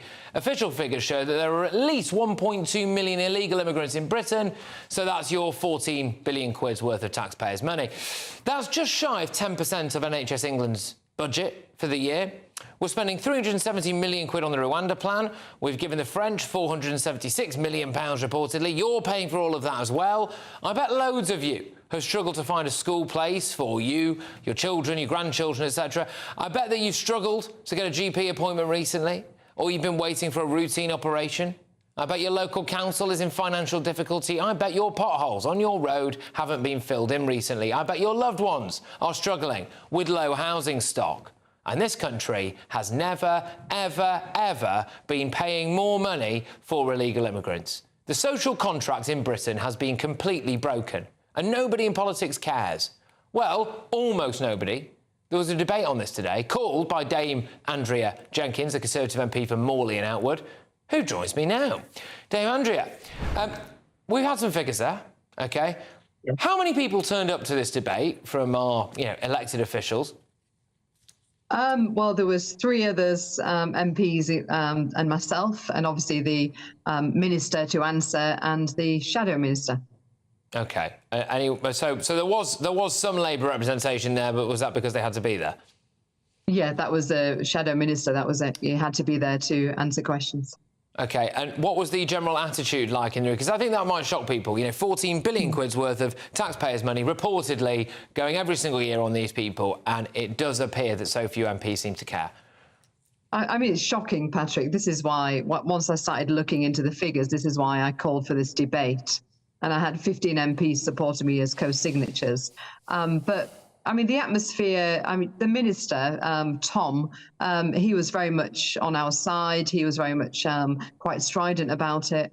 DUP, Jim Shannon spoke. He was very, same as us, worried about the cost on the taxpayer and the impact on the local community. We got SNP, who was completely opposite, and he wants open doors policy virtually. And then the shadow minister, even when I questioned on this, they want to allow asylum for 50,000 people if they get into power. I didn't get an answer on this, and they just didn't have a plan, Patrick. OK, all right. And the costs of this are probably only going to rise as well. There is a slightly rose-tinted view that all of these people, I think, will work and then pay their own way and then get off the welfare state. So if it is somewhere in the region of £14 billion a year now, I shudder to think where we might be in a few years' time, Andrea. Oh, completely. And it's just beyond me why people can come to our country illegally. We put them in hotels. They can have full access to our services. It's just wrong, Patrick. If we went to another country, it wouldn't be like that. So we've got to stop being soft-touch Britain. That's simple as that. Just to clarify, before I let you get going then, so you made your findings public to all of the MPs. You called a debate, and yes. And the overwhelming response to that was basically silence. Yes, I mean, I literally emailed every backbench MP cross-party, Patrick, and to tell them about the debate, but there were just 4 of us in the debate in the end. Dame Andrew Jenkins, thank you very, very much. We will talk again. All the best. Right, OK, let's get the thoughts of my panel on that now. I've got columnist and political commentator Patrick O'Flynn, Deputy Chairman of the Conservative Party Jonathan Gullis, and author and broadcaster Amy Nicole-Turner. Jonathan, do politicians really care about this? Because taxpayers certainly do. Of course they do, Patrick. And look, Andrew is a good friend and she'll appreciate that today was what we call a one-line whip, where MPs are not being expected to have to be in the House in order to vote. We've just obviously had local elections. A lot of MPs who have been putting in a lot of hard work for those, and now they've been using this time to do constituency casework, catch up on visits they weren't able to do otherwise. But also, in my case, for example, I have just a bit of time with my children in the morning to make sure that I catch up with them, having not seen them properly for bed or bedtime when I've been out and about pounding doors. So at the end of the day, I care. I've put bills on the floor of the House, which Keir Starmer even voted against, saying we should ignore the European Court of Human Rights. I think I've been one of the most vocal MPs about this issue, and in fact even used my Prime Minister's question last week to highlight the very challenge that we're facing when it comes to illegal migration. Labour's amnesty that they've now introduced that would allow 90,000 plus people to stay here permanently, which would be an abomination. And her actual point about the money is entirely appropriate and accurate. That is £14 billion that could be going into our schools, going into our NHS, going into fixing broken roads and pavements, which is what the public wants us to do. For me, it's about really the social contract here. And I do fear, Patrick, that has been shattered now. That idea that if you go to work, do your job, pay your taxes, pay a very high rate of tax as well, that you will see some kind of benefit to that. That's you upholding your side of the bargain, and I feel as though that contract has been broken. I think millions of people feel that, and they also feel that when they're paying their money in taxes into the welfare state, that's for the British people. That's for British people falling on hard time. We have a tax called national insurance. We have a healthcare system called the National Health Service, and these this safety net was set up after the Second World War, you know, by the old-style Labour Party, principally, out of this feeling of a sense of national unity, and that the British people had obligations to each other. But now we're finding the obligation is to people who have quite cynically gate-crashed into our country. And I was looking the other day back, I think it was 2006, when I was chief political commentator on the Daily Express, and our editor went before a Common Select Committee to talk about immigration and asylum. And then the issue was that the cost of the system was about to top £1 billion. So to find out 14 billion, that's more, I'm sure, than the prison budget and the court system budget put together. That is just shocking. Possibly, I haven't got those figures to hand, but it sounds about right. But Amy, your views on this. Do you think the social contract has been broken? I think it's been broken, but by the impact of austerity. All the things you described are results of austerity policies, the lack of GP appointments, failing education, the failure to build houses. You've cut the budget. You've cut the budget. Education standards have improved. No, they haven't. Per pupil. No, yes, they haven't. Anyway, can I finish my point? So in purely economic terms, this is why safe and legal routes make sense. Because at the moment, you're wasting all that money that you've rightly pointed out, the £14 billion, on keeping people fleeing from danger unable to work in inappropriate accommodation for unlimited, on average, 2 years, stagnating it's illegal people. immigration. What's the danger in France? I know. What's the danger in France? That's why I'm saying, in purely economic terms, safe and legal routes makes sense. What's the danger The current approach is obviously incredibly costly and doesn't work. And interestingly, since the 1980s, expenditure on irregular immigration... Is France dangerous? Can I just finish the point? Expenditure on irregular immigration, detention, these deterrence models have gone up, our expenditure on that. And guess what? Immigration, irregular immigration... You're not letting me finish the point. You're not letting me finish the point. Well, do you know the end? Well, yeah, because actually I think you're wrong about it, which is but that... what's the end of the sentence? Because, really, you were wrong the way you started it, because you started it by talking, I think, about asylum seekers and people fleeing war, which was your main point there. I'm talking about... And this is as well to do with illegal immigrants, so people who are not just doing that, right?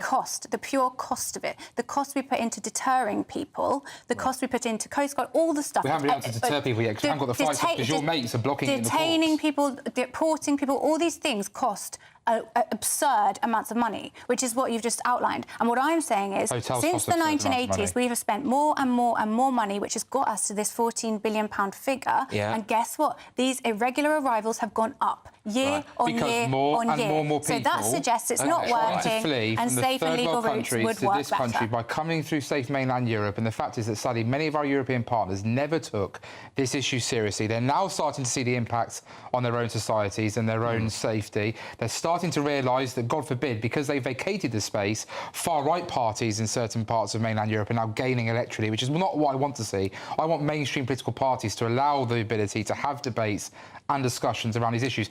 Why did the BNP rise in Stoke-on-Trent? It was because mainstream political parties, predominantly the Labour Party at that time, vacated the field and told white working class, predominantly British people, that if you had an issue with immigration, you're a racist, to sit in the corner and behave yourself. And I'll ultimately, admit, it's very politically advantageous for you to be able to blame illegal immigration for all of society's ills, because then it distracts from your own failings and also conveniently gives you something to blame them on. Education standards have gone up. Education standards have gone up. More good upstanding schools than ever Well, before. how could immigration make more potholes? I think it's not being fixed, are they?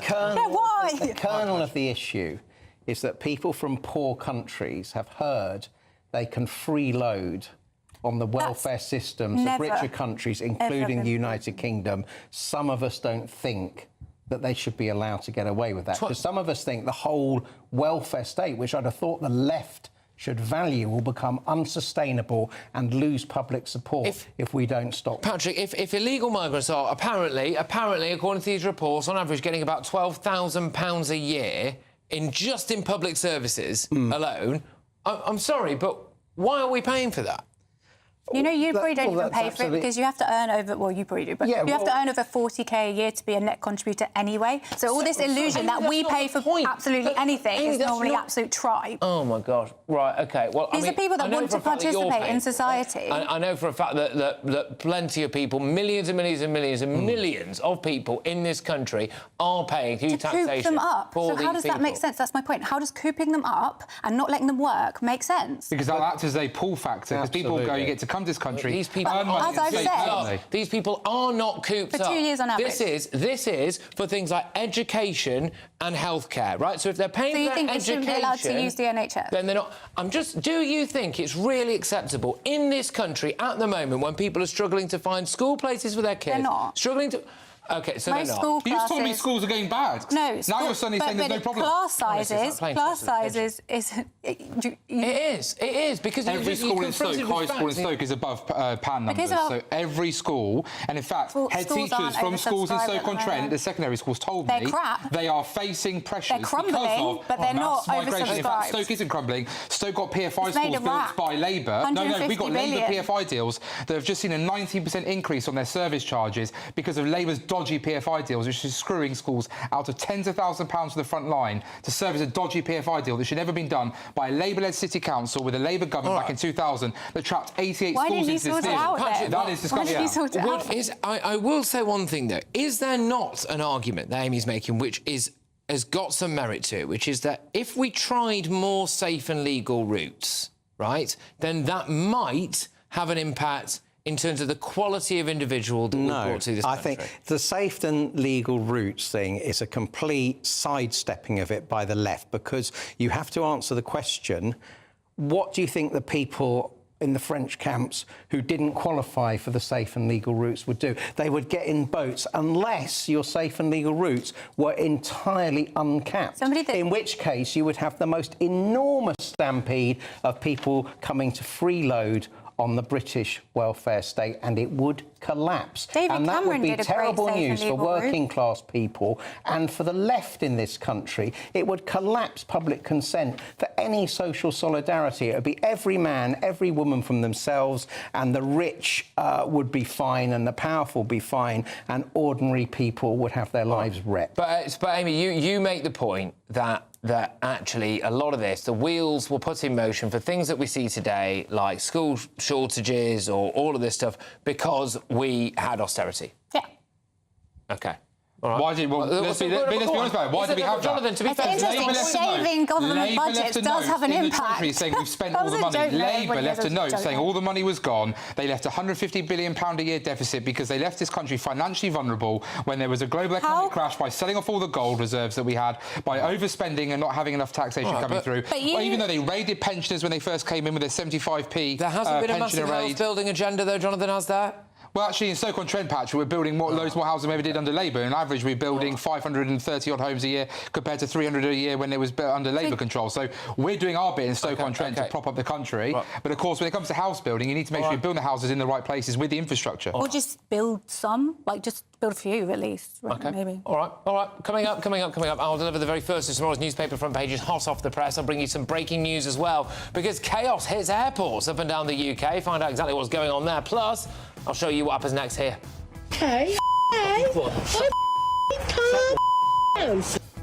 But first, as Oxbridge remains occupied by an intimidating mob of pro-Gaza radicals, where are Jewish students safe these days? I'm going to bring you the exclusive reaction of some terrified students at those universities and speak to a victim of very, very shocking anti-Semitic abuse on a UK campus next. Don't go anywhere. It's Patrick Christys now. We are on GB News.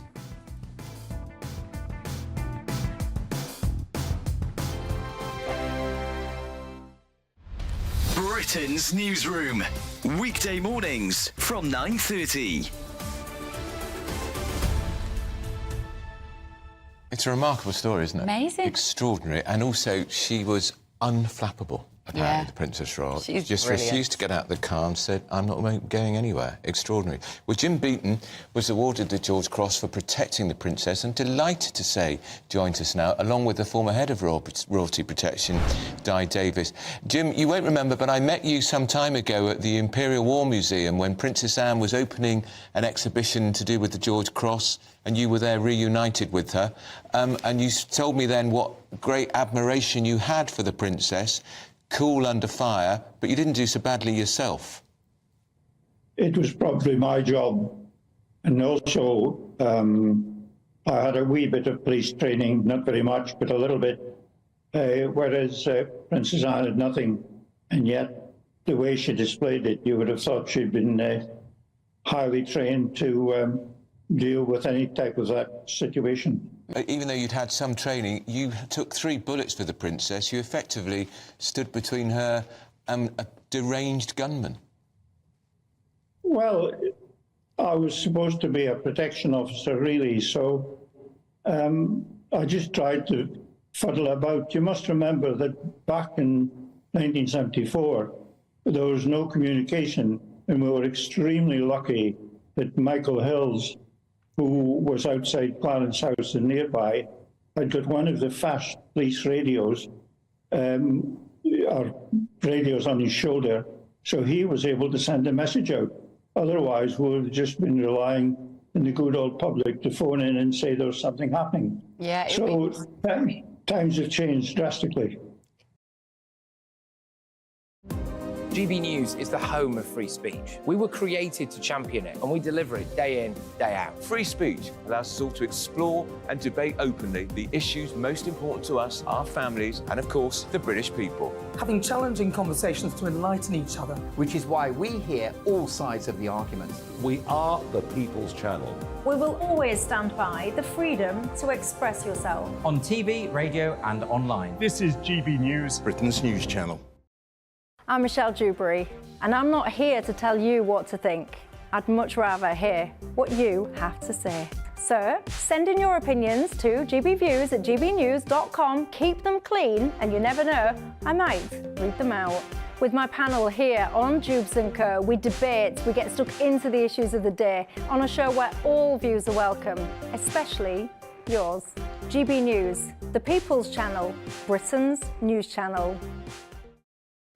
2024, a battleground year. The year the nation decides. As the parties gear up their campaigns for the next general election. Who will be left standing when the British people make one of the biggest decisions of their lives? Who will rise? And who will fall? Let's find out together. For every moment, the highs, the lows, the twists and turns. We'll be with you for every step of this journey. In 2024, GB News is Britain's election channel.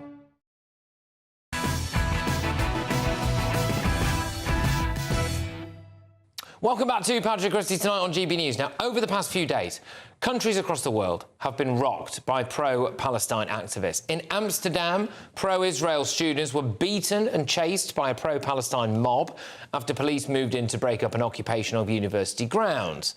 Over in New York, thousands of pro-Palestine protesters brought the city to a standstill last night, with some even vandalising a First World War memorial and burning the American flag.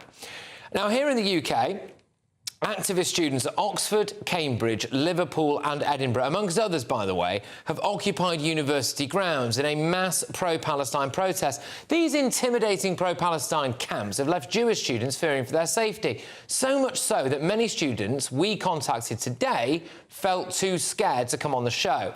But they did give us these statements. One Jewish Oxbridge student commented specifically on signs depicting the erasure of Israel. They said, "The clear desire to eliminate the state of Israel and the expansion of calls for resistance to include parts of the UK is a disturbing escalation of violent rhetoric on a university campus." Another Jewish student told us, put simply, walking past the encampment was terrifying. They are not hiding their motivations. The Oxford encampment promises escalation similar to these US universities. I understand and value free speech, but considering that they have not differentiated their goals from the bigoted Jew hatred in Colombia, I fear for my safety and freedom of movement on my own campus at Oxford.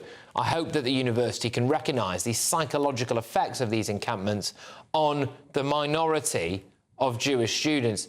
I'm joined now by Rojin Senekante, who was subjected to this horrific abuse while manning an Israel stall at the University of Exeter event in March this year. You keep making some very, very interesting comments. You keep talking about intimidation. You keep talking about, you were talking about LGBT. Yeah, I mean, there was a heck of a lot more than that. I'm very pleased to say that she joins me now. Look, thank you very, very much. I'm having a look at what's going on all around Europe and in America, and I am just wondering, where are Jewish students safe now? Good evening. I mean, the way Jewish students have been made to feel is really sad. Clearly, from what you've shown, the testimonies, the footage, it's very clear that Jewish students feel lonely. And I'm not sure that they are safe here in the UK on UK campuses. But globally, after looking at what's been going on in the US for the last few weeks, this has now spread to the UK. And ultimately, myself and other Jewish students don't feel protected. Yeah, I mean, we've had issues in France, we've had issues in Amsterdam that we showed there. There are issues going on in Europe. There appears to be, according to reports online, an ongoing incident, not involving students, it must be said, but in Greece, where apparently a mob is currently looking for Jewish people who are holed up at a hotel. This is now. This is 2024. You know, I am very, very sorry that this is happening to people of your faith. But I mean, what's it like for you to? I mean, what's it like? Well, I can say that protesting is a democratic right, which I respect and I am all for. But now this is not about protesting. This has gone beyond protesting or expressing solidarity with the Palestinian people. This is blatant anti-Semitism and intimidating Jewish students. You know, a lot of pro-Palestinian students have been arguing that this is for human rights or to stand for Palestinians. It's almost become trendy within my generation, or students, I can say. But it's just cancelling anyone that doesn't think like you. And it appears to be backed up by academics as well. So 108 Oxford dons and other staff have signed a letter of support for the people on that encampment outside there. I believe that there was a similar-ish issue for you at Exeter. Is that right? What was going on there? Yes, that was right. I mean, I can say that members of staff, professors went as far as denying women being raped on October the 7th. This is still an ongoing investigation, so I can't go into detail so much, but clearly, you know, this is ridiculous, this is absurd, and this shouldn't be tolerated. The question that myself and other Jewish students have is, these protests in the UK haven't got as violent as we've seen in Colombia, for example. But what is being done to prevent this? what is being done to prevent this from getting as violent. Because clearly we've already started to express that we're not safe, and Jewish students have to be listened to. Yeah. What has to happen in your view then? What has to happen? I mean, there's footage as well, another clip from Amsterdam of what appears to be authorities actually taking a bulldozer to one of these encampments, not with anyone inside the tents or anything like that, just forcibly removing it, right? I mean, is that the answer? Well, I mean, as I said, I respect everybody's right to protest, but if you look at it as from my situation, I've been on here before to explain, when myself and other Jewish students wanted to use our own rights to be present on campus, we were met with violence. And there are genocidal chants being tolerated at these protests, and this shouldn't have to be the case. Nobody should have to have that go on or feel unwelcomed and unsafe. Just one final one with you, if that's OK. When I was applying for university, I never had to consider my safety on campus. I had the quite luxurious choice of just thinking, where do I want to go to university, and then hopefully they'll accept me, right? With varying degrees of success, it must be said. However, for Jewish students now, is this a serious consideration about, am I going to be safe here? Yes, definitely. I mean, I've seen that from people that I know that are considering going to university in the coming year, and that's been priority. Am I safe? Will I be protected? Gosh. All right, well, look, can I just say thank you very much for coming on and for talking about it as well, and obviously good luck to you and everyone you know. As is the former University of Exeter student there, Roisin Senna, can say thank you very much. Now, coming up, what happens next here? Hey, But next, it is the very first of tomorrow's newspaper front pages, so stay tuned for that. Good evening. Here's your latest GB News weather update brought to you by the Met Office. Whilst there will be a little bit of rain around and also some patches of mist and fog tonight, for many there's going to be plenty of fine weather through the next few days because of a large area of high pressure that's dominating the story across the UK. This means it's going to stay largely settled through the end of today and overnight. Does mean we will see a few patches of mist and fog, particularly towards the west, but also some cloud drifting in from the North Sea further east as well. A dry night for most of us and temperatures not dropping a huge amount, many areas staying in high single figures or low double digits. So not a particularly chilly start to the day on Wednesday, in fact a fairly mild one and quite a bright one for some of us, though it won't be wall-to-wall blue skies, not at all. There will be quite a bit of cloud at times, albeit it does look like a brighter, sunnier day than today. The greatest chance of seeing any rain will be towards the far northwest, here across parts of northwest Scotland, perhaps northwest Northern Ireland. Some outbreaks of rain are quite possible. Temperatures may be similar or a touch higher than today, but with a bit more sunshine around, it should feel a little bit warmer. The high pressure sticks with us as we go through the end of the week, and so we're going to see more fine weather for much of the UK, although towards the far north-northwest here there may be a little bit more rain at times, and elsewhere the odd shower can't be ruled out. But we should also see a good deal of sunshine, particularly as we head towards the weekend. Largely sunny skies on Saturday, and by then temperatures likely to rise to the low to mid-20s. I'm Michelle Dewberry, and I'm not here to tell you what to think. I'd much rather hear what you have to say. So send in your opinions to gbviews@gbnews.com. Keep them clean, and you never know, I might read them out. With my panel here on Jubes and Co, we debate, we get stuck into the issues of the day on a show where all views are welcome, especially yours. GB News, the People's Channel, Britain's news channel. Weekdays on GB News. Wake up to breakfast every day from 6 a.m. Followed by Britain's newsroom at 9:30. At noon, it's Good Afternoon Britain. Followed by Martin Daubney from 3 p.m. Only on GB News, the People's Channel, Britain's news channel. Your weekend starts here with Friday Night Live with me, Mark Dolan, 8 till 9 on GB News. Big stories, big guests and big laughs as we get you ready for a cracking weekend. That's Friday Night Live with Mark Dolan. Fridays 8 till 9 on GB News. Bring your own drinks. The admission's free. every Sunday from 11. Join Michael Portillo. There'll be topical discussion, looking at the week before and the week to come. So kick back and relax at 11 a.m. on Sundays on GB News with me, Michael Portillo. GB News, the People's Channel, Britain's news channel.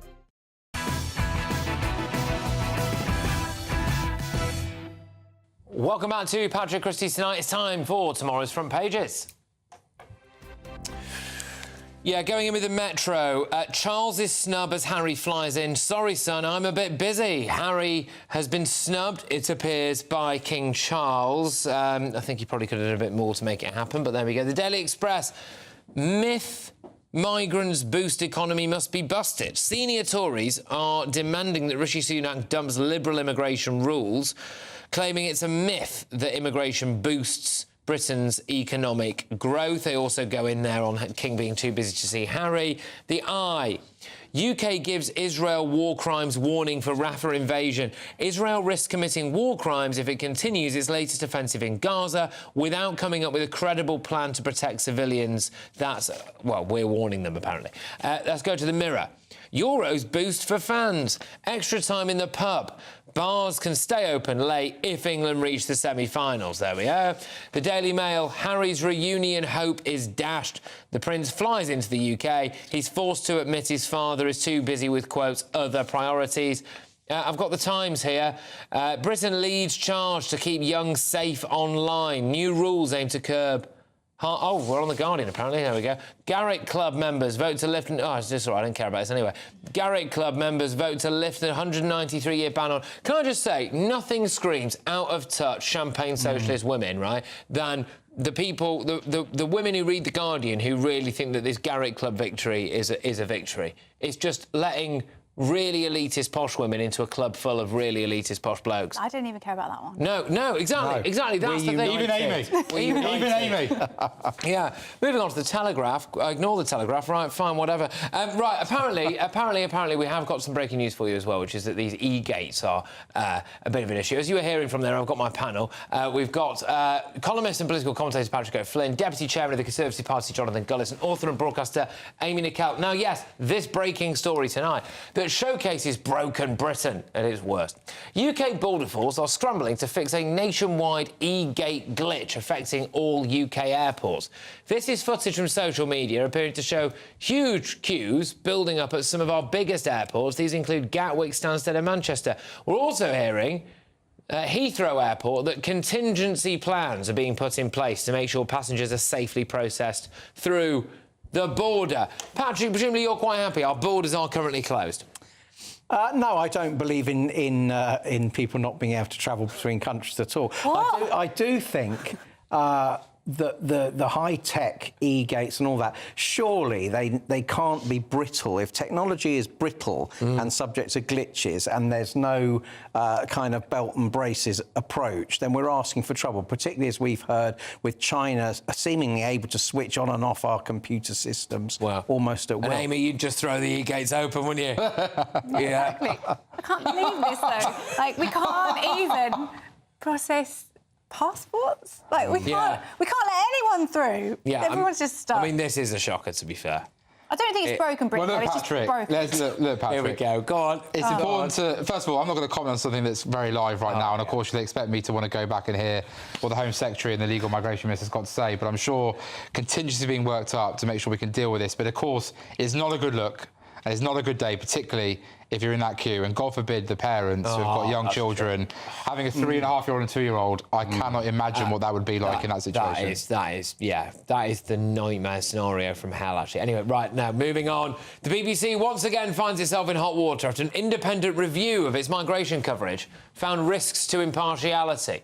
So the most common problem with the BBC's reporting, OK, was issues like Rwanda deal and the small boats crisis was stories are often being told through a narrow political lens. Oh, who knew? Focused on commentary from a small number of high-profile people and without exploring issues in greater depth or detail. The report also found that some BBC journalists think that topics that could appear unsympathetic to migrants or migration are too risky to cover. So this includes things like a housing crisis. So if they're covering things about a housing crisis, for example, they don't seem to mention that there are issues when it comes to mass migration. Now, Patrick, you saw a tweet of Patrick O'Flynn there on the screen. You took issue with the BBC interview this morning, didn't you? I did. Well, Amal Rajan, one of the Today programme presenters, is actually one of the BBC's better journalists on this stuff. He does try and engage with people who he may think are on the right of politics, but he did a whole interview with the Metro Mayor of Manchester, Andy Burnham, about housing and housing shortages, without once mentioning the impact of huge net migration over year after year after year on the shortage of housing. And it's one of the obvious, one of the very top issues as to why this country has got a housing shortage. And I've listened to... there was actually a whole BBC documentary series recently on the housing shortage, which barely mentioned immigration, population growth at all. OK, now, look, I want to get to a BBC spokesperson on this. It says, we note that the review found that the BBC produces a lot of excellent content on migration and has highlighted important best practice. Significantly, the review found no consistent bias towards one point of view on this topic. However, it did identify risks to impartiality that point to multiple directions. We welcome the practical illustration of the challenges BBC teams face in serving a wide range of licensed payer interests and ensuring that we cover this subject with precision and depth and draw on the full spectrum of experience and views. They continue. We believe that the analysis will particularly help the BBC in broader and more creative story selection and appropriate framing of migration stories. Jonathan Gullis, you got your head on your hands. Well, I feel like the BBC didn't read the report, clearly, and it's just classic BBC whitewashing of the reality that actually, yet again, they're found to not report properly with due impartiality, not thinking about all the type of people that they were covered, thinking that somehow migration's some sort of nasty right-wing thing that gets talked about, and ultimately, you know, they would love to go back to the Ramona days where we have open borders and free movement. And ultimately, let's get to the bottom of this. Scrap the bloody licence fee once and for all, and I will finally be a happy man. OK, all right. Amy, I mean, I suppose genuinely emphasising what the BBC is saying there, catering for a vast amount of people, as the BBC does. I dare say you don't think that their reporting on it is biased, which, you know, I suppose if there maybe you might even think it is biased the other way. I don't know. What do you think? I think that the licence fee is brilliant value for money and money well spent. I think this government is terrible value for money and has wasted so much of my money that I'm not bothered about £152 a year or whatever it is. But I don't think it's a value for money question. It might be value for money about the sheer volume of content you get, but if the content's politically biased... I just don't think it's biased, and because if you're compulsory having to pay for it to watch any telly at all, that's an issue, even if it's quite value for money. People on the left complain constantly about BBC bias. People on the right complain constantly about BBC bias. So it must be doing something not right. Now, I want to squeeze in one more very quickly on this, because Shadow Chancellor Rachel Reeves attacked the Conservatives' economic track record in a speech today, accusing the government of gaslighting Britain over the state of the economy. Her Deputy Shadow Chief Secretary to the Treasury, Darren Jones, me neither, was sent out to the BBC this morning to trumpet Labour's economic policies. It is just a shame that he couldn't remember any of them. Our general approach to the economy is that we need three things back in UK politics. We need stability, we need investment, and we need reform. A flagship policy is what I'm asking for. Well, I'll go through the pillars. I mean, stability is change here. I mean, this is a policy national insurance without saying how they're going to analyse what they say and your view of them. Stability is not an active policy, is it? Well, it has to be now, after 14 years of chaos. So that's from the replacement. Conservatives. No more £28 billion a year of green investment. Vote Labour, get stability. Right.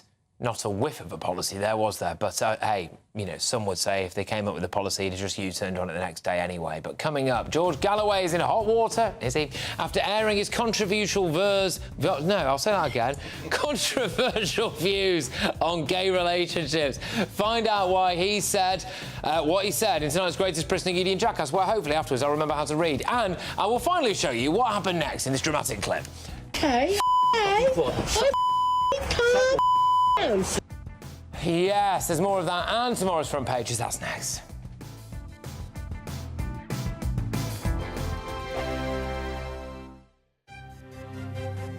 GB News Breakfast. Every day from 6 a.m.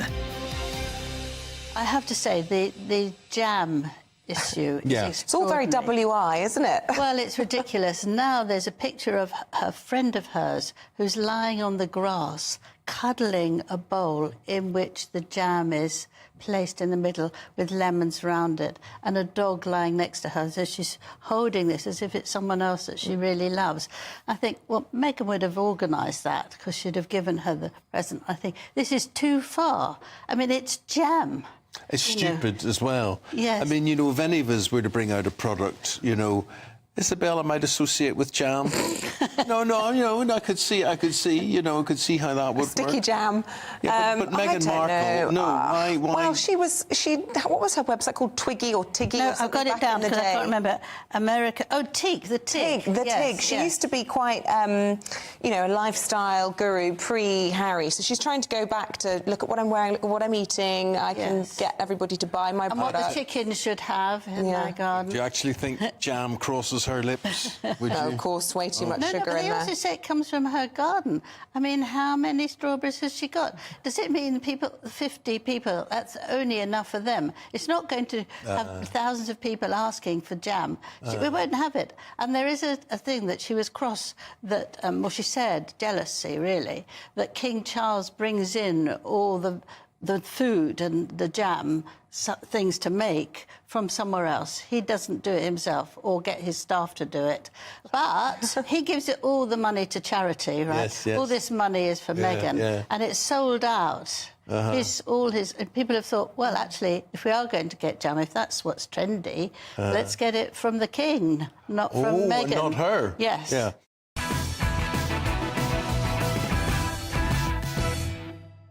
All right, welcome back to Patrick and Christys tonight on GB News. I've got more front pages for you. And yes, we got the Daily Telegraph. Children must show ID to use social media. Under 13s will be kicked off platforms as Ofcom unveils bolstered age checks. They've also gone off on airports in chaos after Border Force e-gate system goes down. We brought you that in the last segment. Airports are, London, also Manchester as well. Apparently the e-gates are down, and so there's just chaos, but hopefully they will be fixed very shortly. Let's go to the Times. Britain leads charge to keep young safe online. Yeah, OK, fine. So the Times and the Telegraph leading on similar things there. They've also got Garrick Club votes to allow female members. Well, of course they did. Because it's the idea of people like Sting, wasn't it, saying, "Oh, sorry, I've accidentally joined a men's club." Seriously. What's wrong with having clubs for just men and having clubs for just women? Why can't that be allowed? Why is that a bad thing? They're not going to turn it into a Weatherspoons either, are they? They're going to end up with people like Kathy Newman in. Why can't women go and discuss important things at women's clubs? Why can't men just have their own space to hang around with men? Isn't one of the biggest issues with men, for example, that they don't open up enough to each other, which leads to major impacts on mental health and particularly suicide rates? Wouldn't it be good to have a space for men just to go and talk to men and for women just to go and talk to women at times? Of course, I wouldn't expect these men to be misogynistic dinosaurs. If they are, they should be called out as misogynistic dinosaurs. But if they just want to go and have a pint with their mate, even if it's in a posh like a club, working man's club. well, they could do that, or they want to go to the Garrick Club. But why does it matter to people? Why does it matter? I don't actually think I honestly don't think it matters to that many people, other than a few people at The Guardian who have now successfully managed to, I suspect, quite skillfully with the help of John Sopel, revolutionise the Garrick Club for the worse. But women could go as guests. Because I brought it up with a member of the Garrick Club and he said, I'll take you and show you what it's like. As Patrick said, you've got these very posh and privileged media women now kidding themselves that they're great feminist heroines and they've won a new right for women, when all they've won is the right for themselves to join this bastion of the establishment. I don't think, there are many issues on which Britain's women could do with a break. But wasn't there a case where a judge got taken off a case because he was a member of the Garrick Club? I think it was sort of like pressured into to leaving the Garrick Club and the cabinet secretary. So it's just another place Emily Maitlis can have dinner, isn't it? This is all this is. Brilliant. Well done, Emily Maitlis. Fantastic. You'll wander into the Garrick Club. You'll have a great night with a load of other posh metropolitan lovies, and that'll be fantastic for you, won't it? You are a feminist icon. Now, I'll be at Baddy Green Working Men's Club having a good laugh. And they still won't let me in. And they still won't. Yeah, they will. They will let you in. Right, OK. Now, we all know the Met Gala is infamous for its wacky outfits, but when the theme is Sleeping Beauty's reawakening fashion, Is it a surprise that some of the outfits got a bit weird? American singer Erykah Badu rocked up in this fetching flower print. What the hell is that? And hat combo looking like a beef eater at a carnival. And indie singer-songwriter Lana Del Rey. What? Made an entrance in a tree-inspired. It looks like a mosquito net. She trapped in a net, yeah. Yeah, has anyone checked on Lana Del Rey? Anyway, yeah, whoa, what's a mosquito net? Yeah, there you go. Well, I suppose she did. You secretly knew, didn't you, Patrick? I've researched this, Jonathan. American theatre producer Jordan Roth came to the Rose Bush. There we go. Lovely, isn't it? Now, OK, all right. Is this what it's about? I don't. Yeah, it is a kind of. They have to outfashion each other, don't they? But is that fashion? There's maybe probably a theme. Is that I fashion? don't know. I just saw Kim Kardashian. The only thing I've seen is Kim Kardashian, who looks like she's suffocating. Yeah. I think that's her vibe, though, isn't it? But it looks like it looks dangerous. It looks like the worst thing to project to women. Yeah, it is. That's what they should be doing. She's queen of like the waist trainer that actually makes your waist smaller, which is very Victorian, isn't it? I thought it was really generally and quite you hated worrying. it, didn't you, mate? You what, sorry? You hated it. You hated it. I was so angry about it. I'm going to tweet about it later. Immediately went and told your wife, "This is horrible. Look at this, horrible." Right? Okay. Now. There's been a video circling. If you're trying to get me in trouble with my missus, I'm telling you now. That's the last thing I do. I'll see you outside, sweetheart. Okay. Right. Final video and a very serious story. There's been a video circling social media of a hooded man trying to steal a woman's bike from her back garden, but the have a go hero is having absolutely none of it. Let's just say my childhood bike is rustier than this cretin's apparent robbery skills. Let's have a look. I've called the police. Yeah, I've called the police. They're here. Yeah, all right. Oh, yeah, you think you're a tough man, do you? Okay. Hey, calm down. Oh, fantastic. Hero. What a hero. Fantastic. You love to see it. Right, we've just got time now to reveal today's greatest Britain Union jackass. OK, Patrick O'Flynn, who's your greatest Briton? Well, my greatest Briton, slightly unlikely, Mel Stride, who's a cabinet minister in late middle age. He looks a bit like the minister out of the thick of it, slightly defeated, crumpled face, but he stuck to his guns on ending the sick note culture. When he first started talking about it, Rishi Sunak's staff didn't want to know about it. He carried on. Sunak sort of climbed on board, and now he's unveiling pilot projects. Of course, the left say he's a real nasty piece of work. It's mean, but he's stuck to his guns that work is actually good for you if you're suffering from psychological anxieties. So, well played, Mel Stride. All right. OK, Jonathan? Ben Houchin for continuing to thump Labour in their own backyard. In 2019, every single constituency was red. Obviously, we won some of that blue, and he defied the odds against very difficult circumstances and kept it there. And he even sent me a lovely little text of a song all by myself at the end of the results. But why didn't he wear his blue rosette? You didn't have to wear a rosette to stand on stage. Well, you have to wear a poppy, so I would have thought you could wear a I think a poppy is a very different thing to a rosette. A poppy is about remembering our fallen dead who gave their lives for the freedoms that we enjoy. A blue rosette is just a nice add-on. I didn't wear a rosette at my count because I wanted my photos to look nice and gleaming in my fancy suit my mum bought me. People think he didn't want to be associated with your party. Anyway, so mine is, do you remember those like bug screen things that were like strings, and your nan used to pop her head out and be like, your tea's ready? Right. Yeah. Well, Rita Ora wore one to the Met Gala. We've got a clip. And straight ahead, Rita, straight ahead. Rita. Up top in the middle. Again, another outfit Jonathan Gullis hates. How's that an outfit? Yeah, it's not, is it? It's not. My daughter wore that. So she's your greatest Briton for wearing that? Yeah, because I just respect it. Fine, all right, yeah, fair enough. I mean, actually, given some of the stuff we've seen served up at the Met Gala, that was all right. I hadn't thought about those things for a while, so it was nice to be remembered. Childhood memories. Right, OK, today's greatest Briton is Ben Houchin. There we go. Right, Union Jackass time now, Patrick. Well, I nominate the students sitting on outside the front wall of my alma mater, King's College, Cambridge. A few weeks ago, it got covered in orange paint from Just Stop Oil.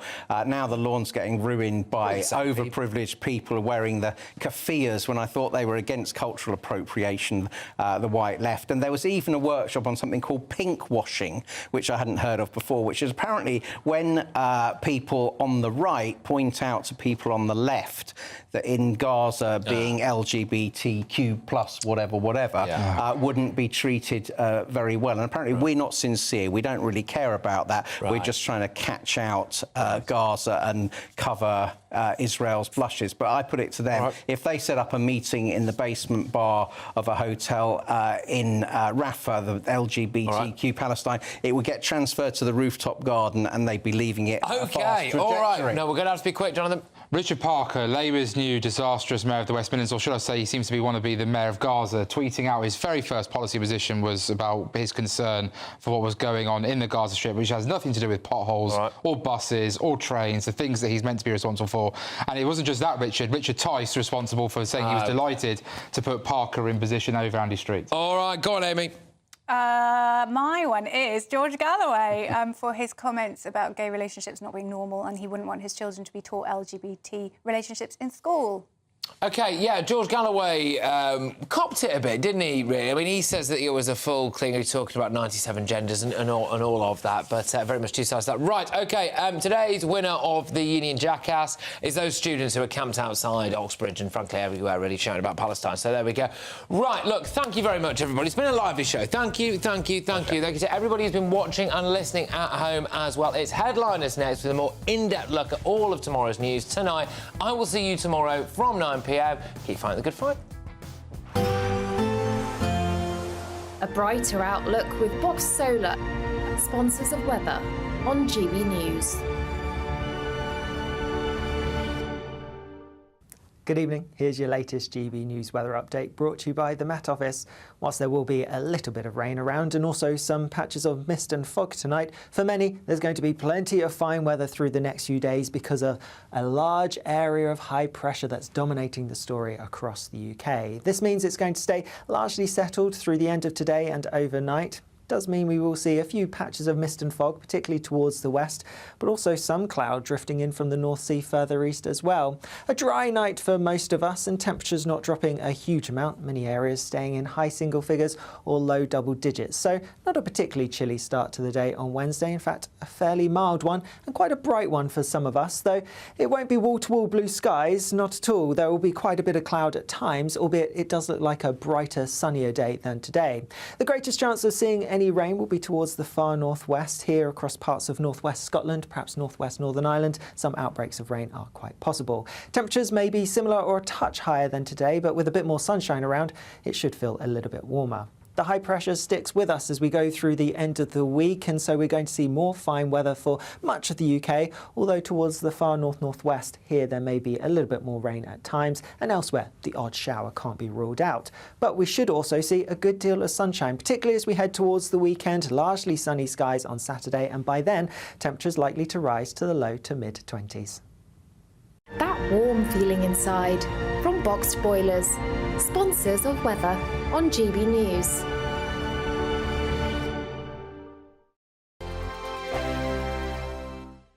The next Great British Giveaway winner could be you, with a massive £20,000 in tax-free cash to be won. Imagine how you'd react getting that winning call from us. Hi, my name's Phil Cox and I won the Great British Giveaway. I'd say why not?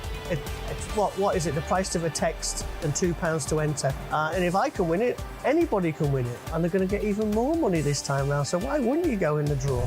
For another chance to win £20,000 in tax-free cash, text prize to 63232. Text costs £2 plus one standard network rate message. Or post your name and number to GB05 PO Box 8690 Derby DE1 9TT. UK only. Entrance must be 18 or over. Lines close at 5 p.m. on the 31st of May. Full terms and privacy notice at gbnews.com/win. Please check the closing time if listening or watching on demand. Good luck. Martin Daubney, weekdays from 3 p.m. A man who worked for Sainsbury's for 20 years was sacked because he didn't pay for a few bags for life. Niamke Dofu put his shopping through a self-service checkout after his night shift, and CCTV showed him choosing the zero bags used option, and he